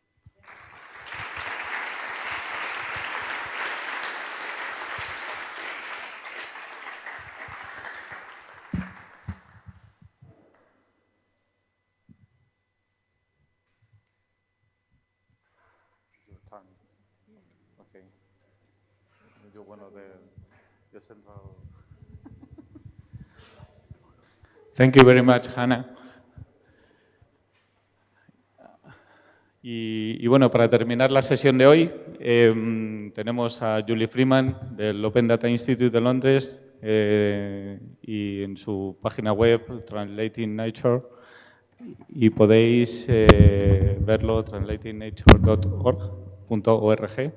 Espera, vamos a quitar primero el sonido de the sound of the microphone. Yes.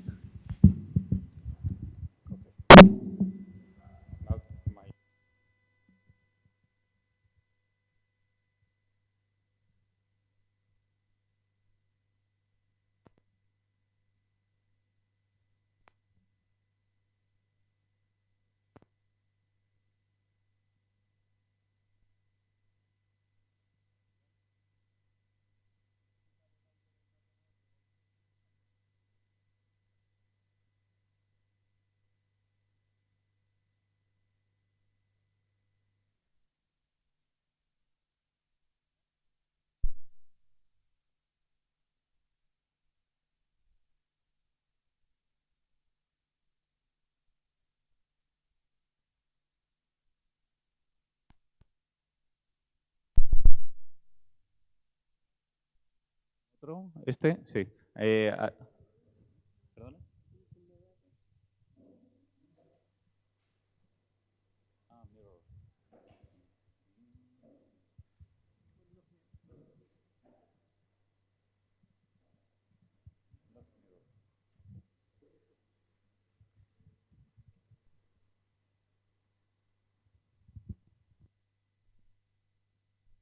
Ok, Julie Freeman, es un placer tenerla con nosotros y nosotras porque además el año pasado ya la invitamos, estuvo a punto de venir y no pudo pues, acercarse. Y bueno, pues se nos quedó ahí la espina clavada y finalmente este año pues ha accedido y bueno, tenía ya también muchas ganas de participar seguro, y si no, no se lo traduzcáis.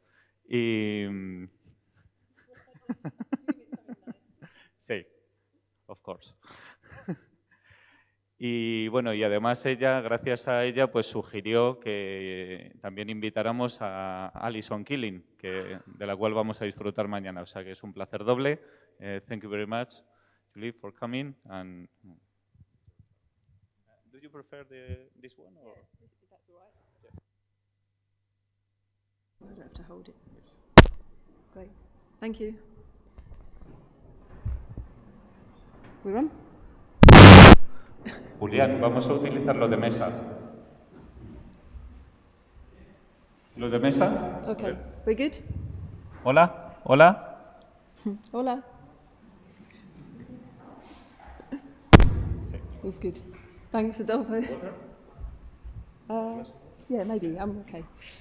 So thanks very much and good evening, everybody. I'd like to say happy birthday to Visualizer. Have you done the birthday celebrations already? You did it, yeah. And thank you very much for inviting me. No? No? ¿Eh? Closer? Is that better? Just pile them up. Okay, is that good? ¿No? No? ¿No se oye? Vale, ok. Okay. I'll use this one instead. Should I turn that off? Let me switch it off. Okay. So thank you for inviting me to be here. I'm really enjoyed Hannah's talk, and it was a really great segue into what I'm going to talk about, because I want to talk about data as an art material. And I'll talk a little bit about who I am and then why I view data as an art material as opposed to a tool for design. So I'm an artist. I'm proud to say I've just submitted my doctoral thesis, which is called A Study of Data as an Art Material. So I've spent quite a few years thinking about this. And now I've done that, I'm ready to kind of like undo all my learning and learn some new stuff over the next few days with you lot. I currently run the Data as Culture Art program at the Open Data Institute. The Open Data Institute is set up by Tim Berners-Lee and Nigel Shadbolt, who set it up to advocate the use of open data and any kind of data to make it more accessible and usable so that it can make a difference to our societies. And the art program, we commission artists who are working with data, and then we have exhibitions. We've had about 7 exhibitions to date. I personally have been working for data for probably about 20 years. And I was thinking about where my fascination with data came from. And one of my first job, actually, after midway through university, was archiving data to CD-ROMs. And it was at that time where people bought something called SciQuest cartridges along to the office, and they wanted it stored on a CD-ROM, which is a huge 650 megabytes. And that was the biggest archival system at the time, aside from the really expensive hard disks. And these cartridges were a little bit like a giant floppy disk, and they were very temperamental. And I remember one day, a guy came into the office, and his cartridge was corrupted on the journey. And he started crying, and I remember thinking, this is really important. I was 21 years old, and there was a grown man crying in my office because his data had failed and he's lost his client's work. And it was a massive problem. And today, I mean, that was quite some time ago, and today things are very different in terms of data and backups and the way that everything is on the cloud. The cloud didn't exist then. So I think that was kind of what sowed the seed of my interest. So as an artist, I've been working since around about then with data, and it all started when I was trying to work to track fish and make fish into fish movement into sort of abstract music. And I'll talk about that a little bit as we're going through, but I just want to step back and do a little bit of contextual information.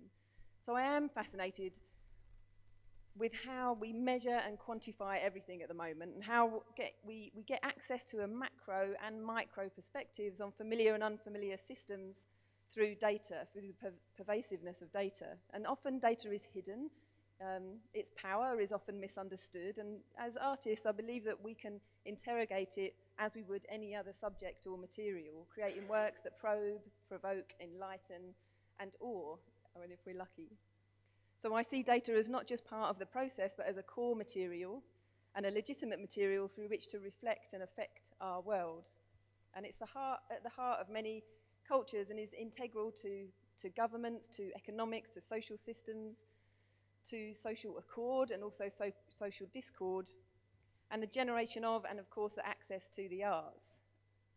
Lately, over the last few years, it's become very obviously a very strong political tool as well.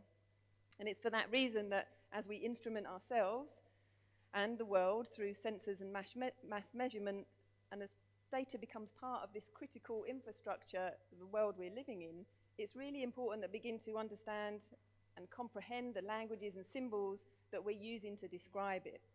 So we use the word data as a very broad catch-all, but actually it's got many, many properties. And Aldous Huxley, who's the author of Brave New World, says in one of his books that when we invent new things, we invent a language to describe it, so that we can understand it better and explore it deeper. And I think that data art and data visualization are both part of this evolving language that help us understand the impact of data on our world and on our lives. So as I said, data is a catch-all for the material, for a material with many, many properties. The format, distribution, scale, origin, license type, delivery. Each data set has a whole set of characteristics that we need to maybe talk about a little bit more, think about more when we're creating a work. So for instance, if the work is using a real-time data source from a living thing, so it's animal data, for instance, and you've made a visualization or an artwork, what are the consequences if that data transfer fails? Does it appear like the animal you're tracking has died? How do we understand the difference between those two things, a failure of technology and the death of an animal?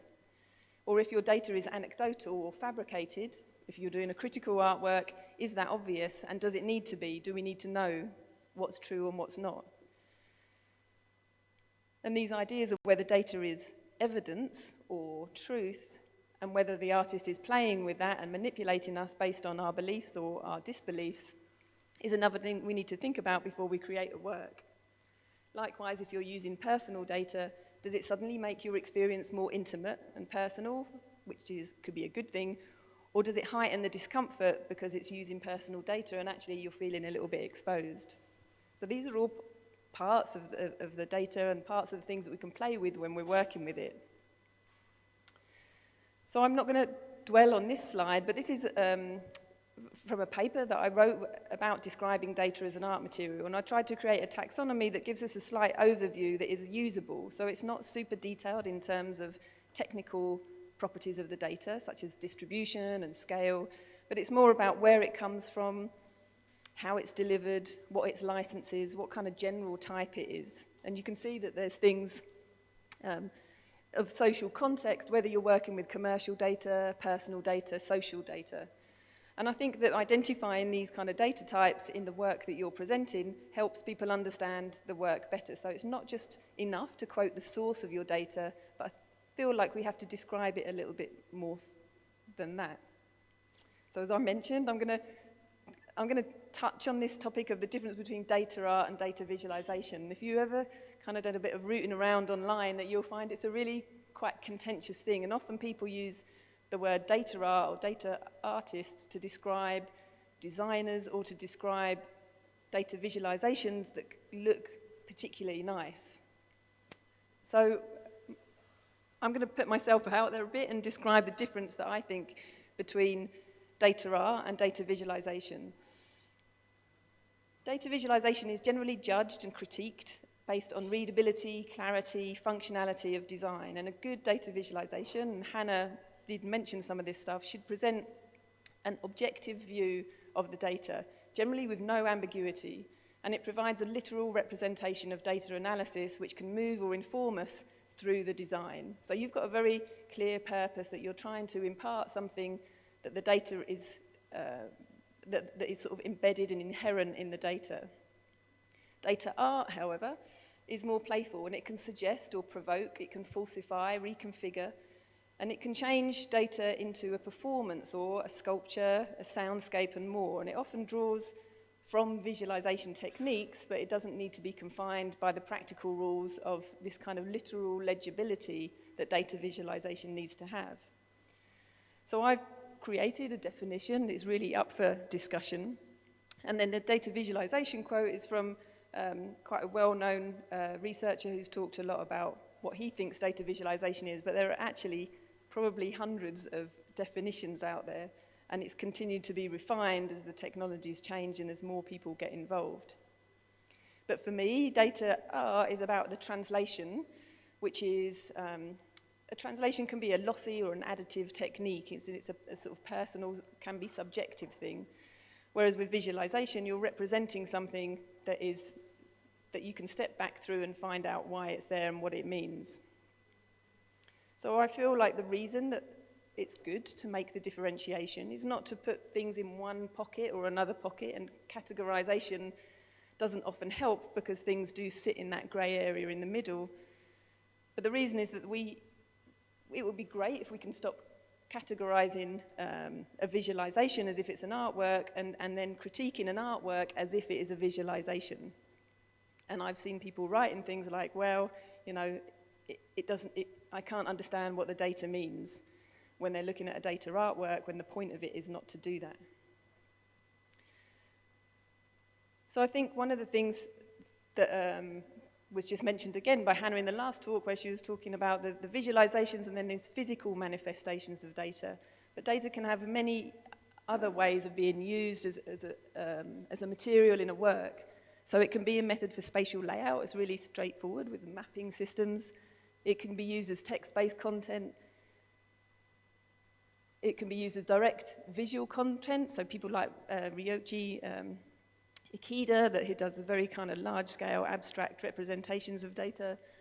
It can be synthesized into sound using sonification techniques, sequenced and used as to set a rhythm in soundscapes.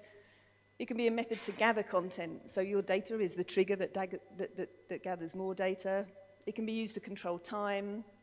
It can disperse other forms of data, transform it into physical forms, translate it into tactile or haptic experiences, so something that actually physically touches you. It can be used to create olfactory and taste experiences. And there are people doing food data visualizations and having kind of dinner parties where you visualize certain data sets and then you can eat them. And it can be a choreography for dance, and it can also be conceptual, so you can create a piece of data art that doesn't necessarily have data within it, but it is criticizing and exploring the forms of data and the way that it propagates. So I'm going to tell you, take you through a few different artworks which I think are interesting. Some of them are quite old, but I think they all use data in different ways. They manifest data in ways that may be inspiring for the workshop to come. And this is one of the earliest examples I could find, and it's from 1995. It's by an artist called Natalie Jeremejenko, and she was working as an artist in residence at Xerox PARC, and she developed this thing called the live wire. And what you're looking at there is, it's a really shockingly low-res picture. It's kind of a ceiling view, so the dot is on the ceiling, and then there's this red wire that comes down to the floor. And it was linked up to the network traffic at Xerox PARC. And every time the traffic got heavy, the little motors at the top started moving, and the red wire started wiggling really fast. And so this was one of the first, and one of the earliest probably, kind of data visualization-based data art pieces that allowed people to see roughly what was going on with the traffic on the net. And it was more about indicating the flow of activity rather than the exact data being transferred. And I think for something that's kind of over 20 years old, it was really clever to sort of predate our current obsession with data measurement and how we want to understand what is happening with the data flows, even though we can't see them. Another piece of physical work is by Yoha and helped by a guy called Stephen Fortune. And they decided to make these kind of contraptions made of metal, and they're quite big, so they're kind of, you know, they stand about 1 meter tall from the floor, and they're all hooked up to a pneumatic machine. And the data that they looked at, they were put in residence at Bristol City Council, which is a council in the UK, and they were asked to look at the open data sets that had been released.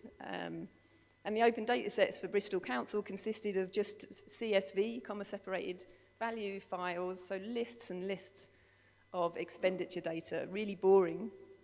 And one of the quotes from Yoha was that they started looking at the data and they said, they concluded that power revealed itself through multiple layers of boredom. And they decided that the best way to sort of reveal the revelations to see who was spending most was to translate the data into these pneumatic tools that would allow people to really physically see machines moving around in relation to the data.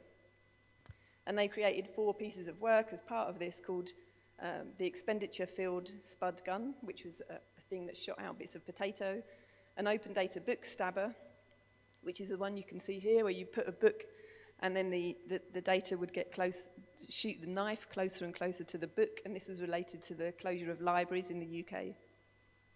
The older people pneumatic brusher, which was kind of like a floor-based shoe cleaner device. And that was linked to the cut in older people's funding for their public services. And the public expenditure riding machine, which is the one with the kind of bike saddle. And this was linked to how much money that the individual councillors had spent. And so they exhibited this work in the sort of civic offices, and they got all the local councillors to come along, and they asked the councillors to sit on the machine and actually ride their own expenditure data, which is a really visceral way of kind of getting them to experience the monies that they were spending.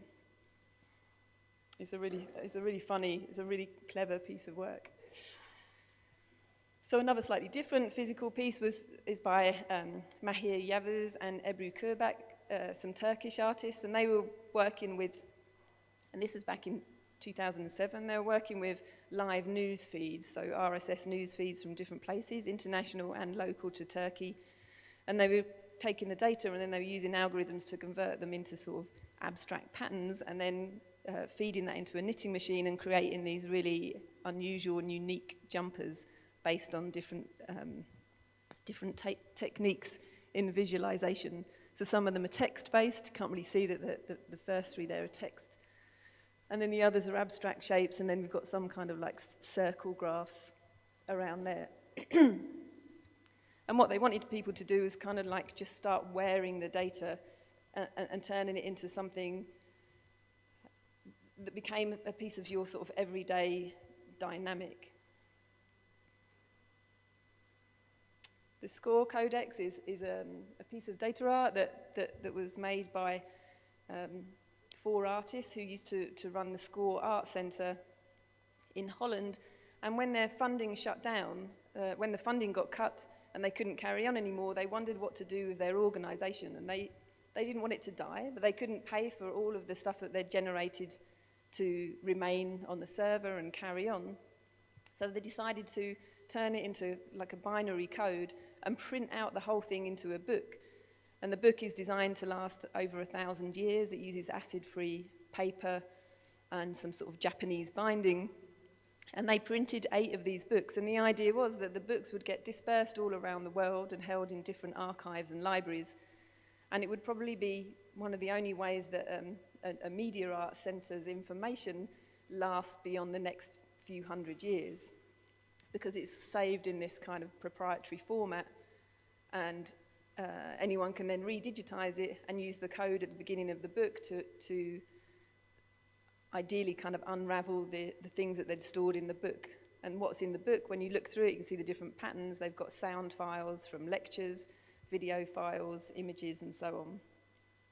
So it's an interesting way to archive their data for the future, but without using the digital technology that will morph and change from here until then. But interestingly, this is a few years old now, so the data is completely gone, and the only copy they've got is in the book. This is another work by Thompson and Craighead, and this is a real-time 24-hour clock. Every single one of those squares in the image is made from a webcam in different time zones all over the world. And when they talk about this work, they say they're interested in the increasing amounts of like virtual information that get layered over our lived experience. Excuse me.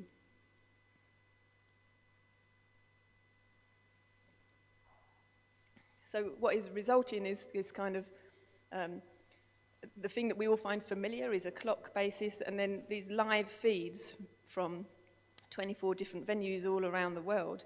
And the webcams, instead of saying the time, it shows you the landscape. So you can see from the weather and the light kind of roughly what time it is, and you get a sense of the time zones changing around the world.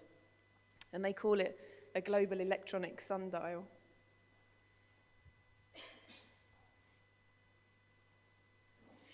So another manifestation of data is with Kate Sicchio's work, and she uses machine learning networks, machine learning techniques to explore the movement of dancer when they're moving around. And it's a kind of like a feedback system. So she takes images of the dancer, loads them up into her machine learning system, and then it reproduces different dance movements, which then get seen by the dancer and then reinterpreted. So there's this whole kind of cyclical nature of what it means to store images and then basically train your machine learning system as you're using it at the same time. And then finally, this is a piece of work by Ellie Harrison, and I'm really fond of this piece. It's a vending machine that she's hacked, and it uses data from the BBC news feeds. And so it looks like a 1980s vending machine, but you can't get money in it to get the snacks out. You have to wait until there's some bad news that comes through. So when there's bad news, particularly related to fiscal downturn or an economic problems, then it will dispense a packet of crisps. So there's this kind of sense that when something bad is going on, the machine will be there and give you some snacks to see you through. And so it's got this piece of work has got a real personality to it. And although it's quite clearly about this idea of the way that we might consume data in the future, it also has its anomalies. So when the princess was born, when Kate, I can never remember the royal family's names, but when one of the babies was born, everybody in the press was talking about Kate Middleton going into labour. And because the word labour was triggered so many times, the machine emptied all of the crisps. And so there was this kind of really weird moment where, because a royal baby was about to be born, the machine thought it was bad news and it just dispensed everything. So that's just a kind of summary of the different forms of data artworks that exist. And there's stacks out there, but I thought they're kind of quite good examples because I wanted to show stuff that was fairly separate to classic sort of data visualization things. And now I'm going to show a little bit of my own work. And I'm particularly interested in this idea of how nature becomes data and how we connect to the natural world through this interface of technology and through the consumption of data. And for me, that often involves the collection of the data in the first instance, and then the exploration of all the processes needed to capture what I want to work with all the way through to the artwork or the visualization. And more often than not, these projects, although they kind of start with a small idea, end up turning into something that is often 6 months long at least, or maybe 2 years or more, as I work through the kind of all of the processes from start to finish. So as I mentioned, one of the first works that I was interested in was tracking fish and seeing if I could make music out of fish. And I started by doing that in a small fish tank as part, I think it was part of my master's, and it was back in 1997, and I created a tank, and then I used a camera to track the fish movement, and we converted that into sort of like a music concrete soundscape. And I knew that it was a really interesting project, but what I wanted to do was to try and track fish in their natural environment. So a fish tank is already artificial, and that's problematic. So finally, it took me about 7 years to raise funding and to convince people to help me do it. So I started doing a piece of work called The Lake, which tracked fish in a lake up in a rural environment about an hour north of London. This is a clip of the animation. I think there should be sound on that one.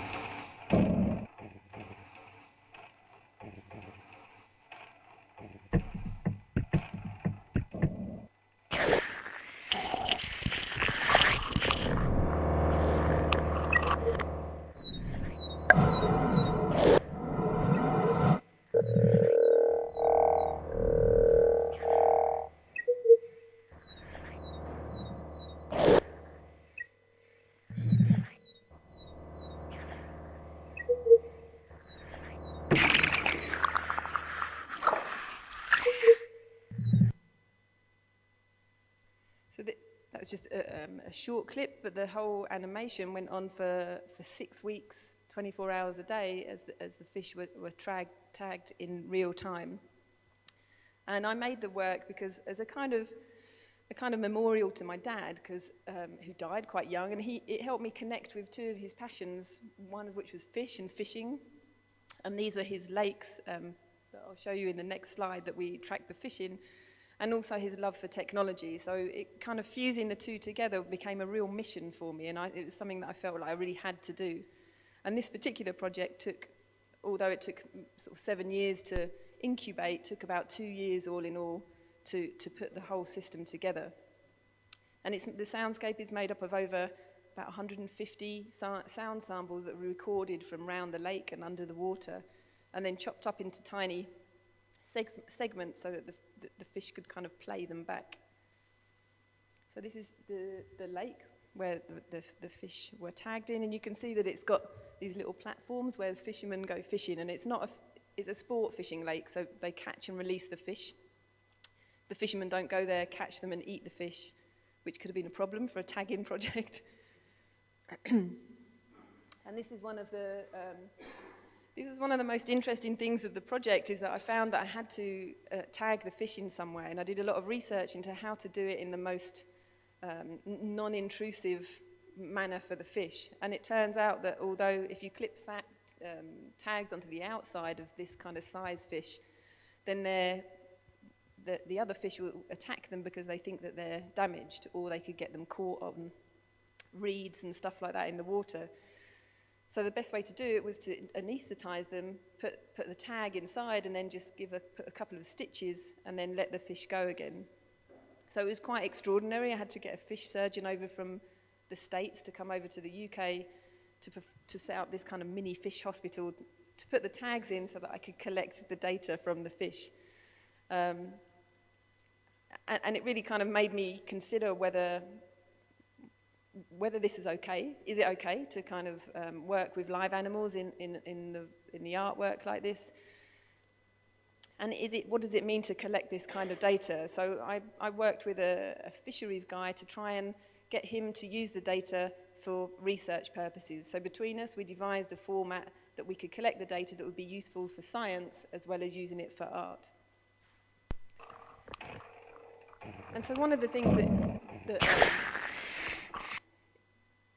was interesting is that this is a very sort of visualization technique. So the fish are spatialized around that rough symbolic version of the lake, which is in the circle. And then as they move around, they have these other added visual aspects. So the sort of aesthetic side of it is quite subjective. And you can see that the sail-like shapes that connect the fish show us which species are shoaling together, whether they're close or far. And then there are different sort of elements within the animation. So the fish that has a really fat outline is the one that is termed to be popular, which just means it's in the middle and it's got the most neighbours. And then the one on the outside is really unpopular and has got a really thin outline, which at the moment is the one right at the top, in the corner there, the purple one. But those kind of things, I built the animation with those kind of things in mind, but actually you don't need to know any of that to be able to appreciate the work and get the sense of the fish swimming around. So the work was displayed in a tower, and you went in the tower and then looked up, so you were kind of underneath a digital lake. And one of the important things was that this work was taken, it took the work to the environment, to the natural environment, rather than taking nature sort of into the gallery. People had to drive out to the countryside and see this piece of work.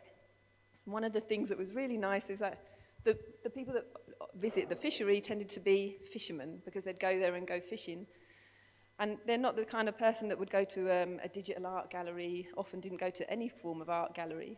So it was a real learning curve. And when I was talking to them over the summer, so over the 6 weeks it was on, eventually when they turned up in the morning, instead of just going and setting up their tackle, they'd go into the artwork, see where the fish were, and then walk around the lake and kind of try and pitch up where they thought the fish were most active. And it was kind of curious because they were using the artwork as a tool to tell them where the fish were, even though they knew that this was 16 fish and there was about 3,000 in the lake. So it was just not a representative sample at all. But in that way, they really became familiar with it. So the whole kind of working with animals thing is followed on in my work, and this is a current project that I'm going to talk about because it's got lots of different segments to it. So it looks at a piece of sort of conceptual data art, a piece of different visualizations, some sculptural data art, physical data art, and also an animation as well. And it all uses the same data. It's all interested in this idea of live, real-time biological data. So it's about naked mole rats. These are the little critters. And they're a really unusual animal. They live for about 10 times as long as any other mammal this size, and they're about as maybe about 10 centimetres long or so, weigh about 25 grams. And they've got cancer resistance, they can run backwards and forwards at the same, not at the same time, at the same speed. They've got high resistance to pain, they can survive without oxygen for 18 minutes. They've got all these kind of amazing properties that are actually of real interest to human beings. And I think that the reason that they're studied and they're so popular in biological sciences is because once we understand how their genome works, then we can start to bring it into our own medical, our own healthcare, especially in terms of cancer resistance and so on.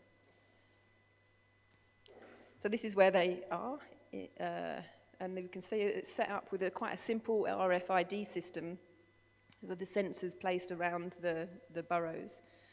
And the room is about 30 degrees centigrade. They have to be kept at that temperature. And I was thinking about it today. I was like, it's probably like working in Madrid without any air conditioning.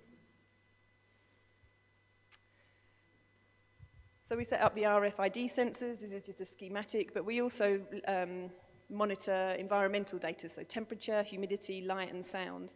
And one of the things that we inadvertently did was we set up this surveillance system in the lab. So although we were using it for artwork and science, what it meant was that we could monitor when the technicians were going in to feed the animals, and we discovered that they're supposed to feed them every day, and we discovered that sometimes they leave them for 2 or 3 days. But we can't tell them this because then they'd know that we're surveilling by accident their setup. And that actually is kind of quite an interesting accidental comment on this idea that when you're setting up a data system, if you're collecting data for one reason, you might be accidentally collecting it for another reason that could have sort of more nefarious reasons. So first, once we collected the data for about a year or so, we started to make visualizations, and this is the first visualization which, oops, see if I can click it. It's at the rat.systems website, and the visualization shows us a live, oh, I'm sorry, let's put it on my screen.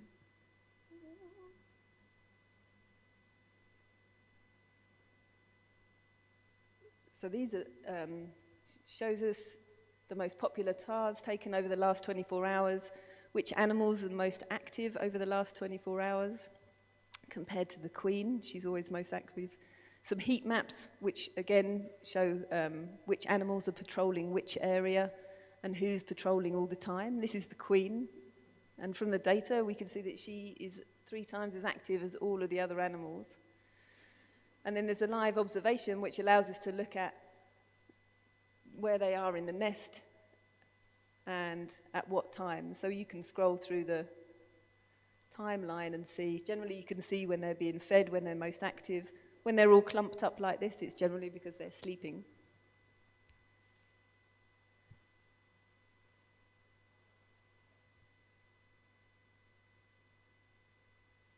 Wow, that's a bit confusing working backwards.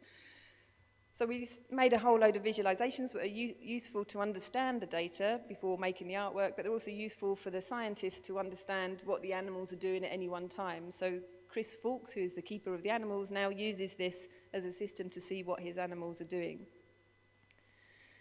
So part of the project, we took a series of photographs. We took portraits of every single animal. And I decided to redact their eyes because I wanted to highlight the idea of data privacy for animals. So we're quite used to the idea of keeping our own data private, but we don't often think of it when it comes to animals and environmental systems. So although we're tracking things, we need to probably think about the wider concerns. So for instance, poachers are using metadata from tourist photographs on Instagram and Facebook. And then they're looking at the location data, and then they're going out and finding out where the animals are. So if you go on safari, in Africa, you'll see signs that say, please switch off your geolocation tagging on your photographs to stop this happening. But it also works the other way, where some of the people that are tracking elephants and so on in these countries, some of that, the scientific projects that are being made are working to protect the animals, but they're also telling the poachers where they are and which ones are left. So it's a kind of double-edged sword And I think it's something that we probably need to be aware of. So these pictures just kind of quite light-heartedly provoke that, because the first question that everyone asks is, why are their eyes hidden? So another part of the work using the same data is an animation called a selfless society. Now these animals are eusocial, so they're kind of like an insect where they have a queen at the top of the hierarchy, and then the other animals, they kind of get bullied into having different roles and to performing different jobs and tasks within the community. So they're like bees in that the queen is the only breeder, and she suppresses the fertility of the other animals simply by kind of running over the top of them and dominating them.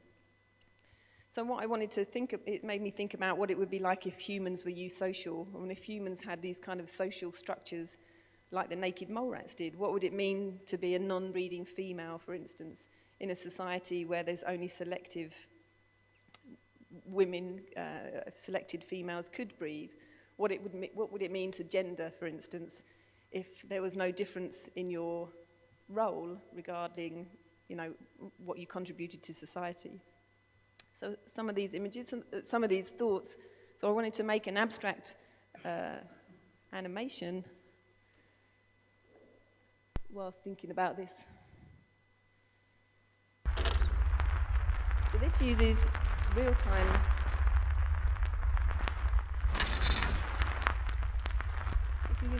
data from the animals, and it also uses time-shifted data to make things a little bit more exciting when you're watching it online. And each animal has got a representation, and then the way that the sort of stickiness and the repulsion depends on where they are in the nest, and then the shapes within it are based on different aspects of the animal's physiology. And although it looks like a kind of 2D animation, you can zoom in and start to play with the data and get the different views and visuals of it. And again, this looks kind of data visualization-y, but it's not about giving you information, it's about the kind of essence of the animals, what they're doing and how they're moving around. But it isn't about a straightforward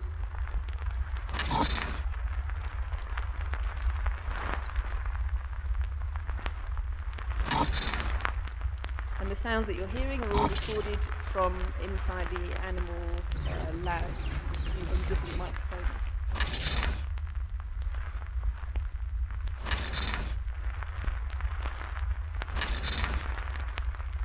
And all of this project is online, so you can go to the website and have a look and have a listen. The final piece of work that's connected to the data is called This is Nature Now, and it was an exploration to using soft robotics to see if we could get physical movement, organic physical movement from the data in a way that is kind of beginning to represent what a body language of objects might be. So this uses, these are kind of like silicon forms that have got cavities inside that are changed. The air pressure inside is driven by a series of syringes full of air, and each syringe is hooked up to a different data feed to change the way that the objects move. So this was exhibited at an exhibition. I'm just skipping forwards because I'm getting out of time, but this is a video of the objects moving, and one of the things I was really interested to try and do was to try and create movement that was really slow and considered and quite organic, so that it wasn't a sort of spectacular movement. It was something that you needed to kind of watch for a little while and begin to understand. So the three objects here represent the queen, data from one of the females and data from one of the males to see how they moved around. And I did an experiment where I asked people what they could see when they were looking at these objects. And half of the people I told that there is animal data behind them and that that's what was going on, and half of the people I didn't. And for the people that I told that it was animals that were moving, kind of moving the sculptures, they began to see lots of patterns in the objects, and they said things like, wow, this one looks like it's interacting with this one, and the round one seems to be moving away from the square one. And they started to sort of give them personalities. The people that didn't know there was animal data, that they knew it was some form of data, just described them kind of as if they were, they described them as moving skyscrapers or underwater objects, but they didn't comment or form any relationship between the three of them. So it's quite an interesting study in this idea that if you make an abstract data representation, what you tell your audience is what they're going to then project onto it. And in fact, nobody questioned whether it was true or not. So nobody said, is it really animals? Everyone just took me at face value, which is kind of in the post-truth world is kind of interesting in itself. So this idea, the idea within this, is, and I'm still working on it, is this idea of mapping. How can we map data to gesture and choreography? So that project, the rat.systems, is kind of got these different faces of data, and it's a really interesting process to move from the collection of the data through all the analytical stuff, and a lot of it we did in some of the tools Hannah mentioned, Tableau and R, to understand the data, and then the next step was to kind of create these different forms of work with it. One of the things that came out of all that was this idea of where in the process of the data flow is all the subjectivity and where are the biases occurring. And I know there's been a lot of talk in the news lately about algorithms being biased and data sets being biased. But there are other points in the data flow that there's a bias going on. So it could be that whoever's setting the task for you to do something, whether it's setting up a machine learning system to look at sexual orientation, or people in China that have been to jail, somebody's got an agenda behind that system being built that we maybe have to think about. Or is it a government, is it a government-funded organisation that is doing this thing? What is the sort of implicit bias in the person that is coding? And what about the data sample? Is the data sample from a particular geographic region that is going to affect the outcome of these algorithms? So within that, these questions that start at the very beginning of why are we collecting? Why are we even bothering to do this? And is it necessary in the first place? And then what are we collecting? And once you've decided what you're collecting, you need to ask again, why are you collecting that particular chunk? So in regards to sort of migration data, I was thinking about how people look at particular types of shark or the particular types of whales or birds, and they do it. Some birds are easier to tag than others, some animals are easier to track than others, some attract more funding because they've got other implications for medical science, for instance, and so the data that we've got is subject to all these kind of questions. And then following on from that, there's loads of points in these whole processes that we're carrying out where there's space for subjectivity from somebody on the team and at some point. So although often it seems like a very kind of machine-driven world, the idea of data and then machine learning, doing something to the data, and then the output being an automated task, actually it's a very human process that goes on. And some of these things happen accidentally, and some of them are serendipitous. That's going to happen, and some of them are kind of economic and purpose, and for a purpose that you can't afford to do it one way, so you do it another way, and some of it is based on your networks. So I think that one of the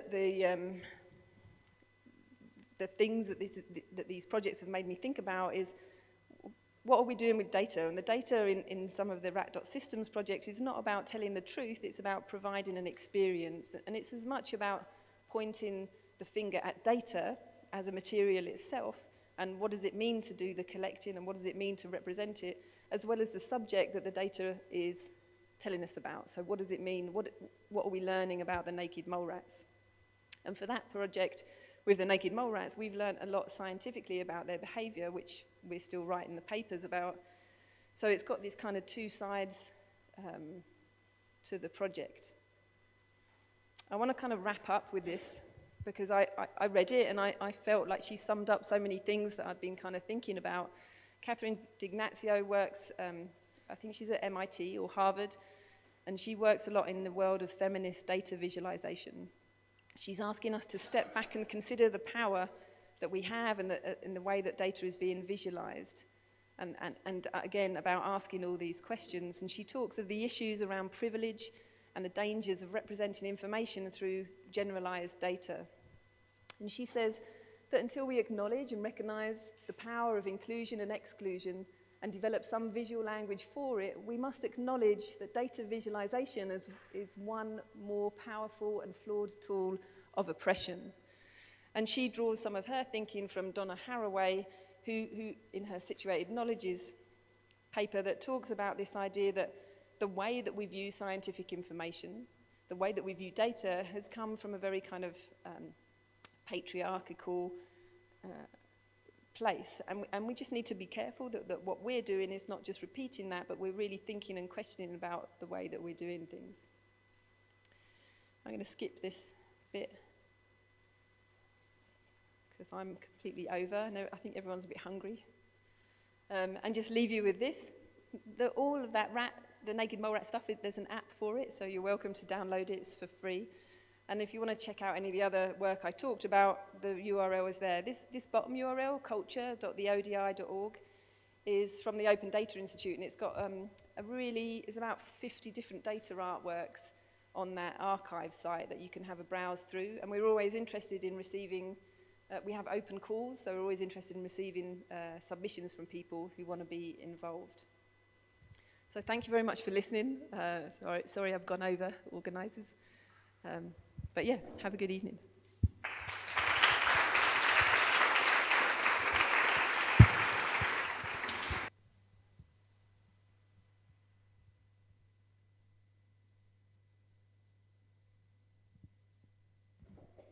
Thank you very much, Julie. Wrap it up for you. If anyone wanna make a question, wanna ask her something about their projects or whatever, or about the concepts, well, it has been amazing, and I think it's something to think about. No? And well, she will be tomorrow also, and she stays till Tuesday. Yeah. So we can ask her later along the 2 first days of the workshop. But ¿hay alguna otra pregunta para otra de las personas que han hablado? O Hannah Williams, que está también aquí delante, ¿no? Con toda su presentación también fabulosa sobre gráfica libre, que esperamos que desde esta edición, ¿no? de Visualizar, bueno, siempre ha estado presente, pero también ha estado presente el lado oscuro, ¿no? El lado igual más fácil, igual más masivamente utilizado, y a veces las tecnologías libres, las tecnologías open source quedan para determinados procesos o para gente con muchos conocimientos prácticos, y esperamos en esta edición también apoyar desde el taller la parte de visualización de datos con software libre y open source. La verdad es que aquí los focos son criminales y sois unas valientes por estar aquí con estos focos. Such a terrible light. I know, I can't really see anything. You can't see anything. My sunglasses. Yes. Bueno, pues terminaríamos la primera sesión de Visualizar'17. A mí simplemente quería comentar con lo que ha dicho José Luis de Vicente, ¿no? Que yo tenía muchas ganas de que hiciera esa conexión con las ediciones anteriores, ¿no? Porque él ha estado ahí, él ha estado en, quizá eso de que antes era más cozy, pues sí, era un espacio más reducido, más, antes Media Lab, que lo podéis ver cualquier día, ¿no? Era el Fab Lab, lo que ahora es el Fab Lab, Era un espacio donde tanto oficina como espacio de talleres, como espacio de presentaciones, estaba unido. Y casi todas las personas participaban en los talleres, en las actividades que se iban produciendo, ya fuera en el interactivos, el visualizar, y bueno, poco a poco fue creciendo y han pasado 10 años de eso. Y ahora es verdad que, por ejemplo, hoy hay un evento aquí importante, Visualizar'17, pero hay otros tantos eventos que probablemente tengan su importancia y tengan también sus comunidades y su público, ¿no? Ya Media Lab no es solo un evento donde de vez en cuando se producen ciertas cosas interesantes, sino que ya se producen casi todos los días o incluso más de uno al día. Y bueno, eso nos pone también en otra dimensión, ¿no? Y en otro modelo quizá de gestión del espacio. Quizás también por eso en esta edición es en la primera en la que hay tal número de mentores y mentoras y de equipo apoyando, porque quizás de las primeras veces donde estaba todo el espacio, todo el equipo de Media Lab concentrado en el taller, para mí esta es la tercera edición, como antes he dicho, ¿no? Y sí que sentía un poco de cierta soledad en el desarrollo de los proyectos por parte de los propios promotores y colaboradoras y colaboradores.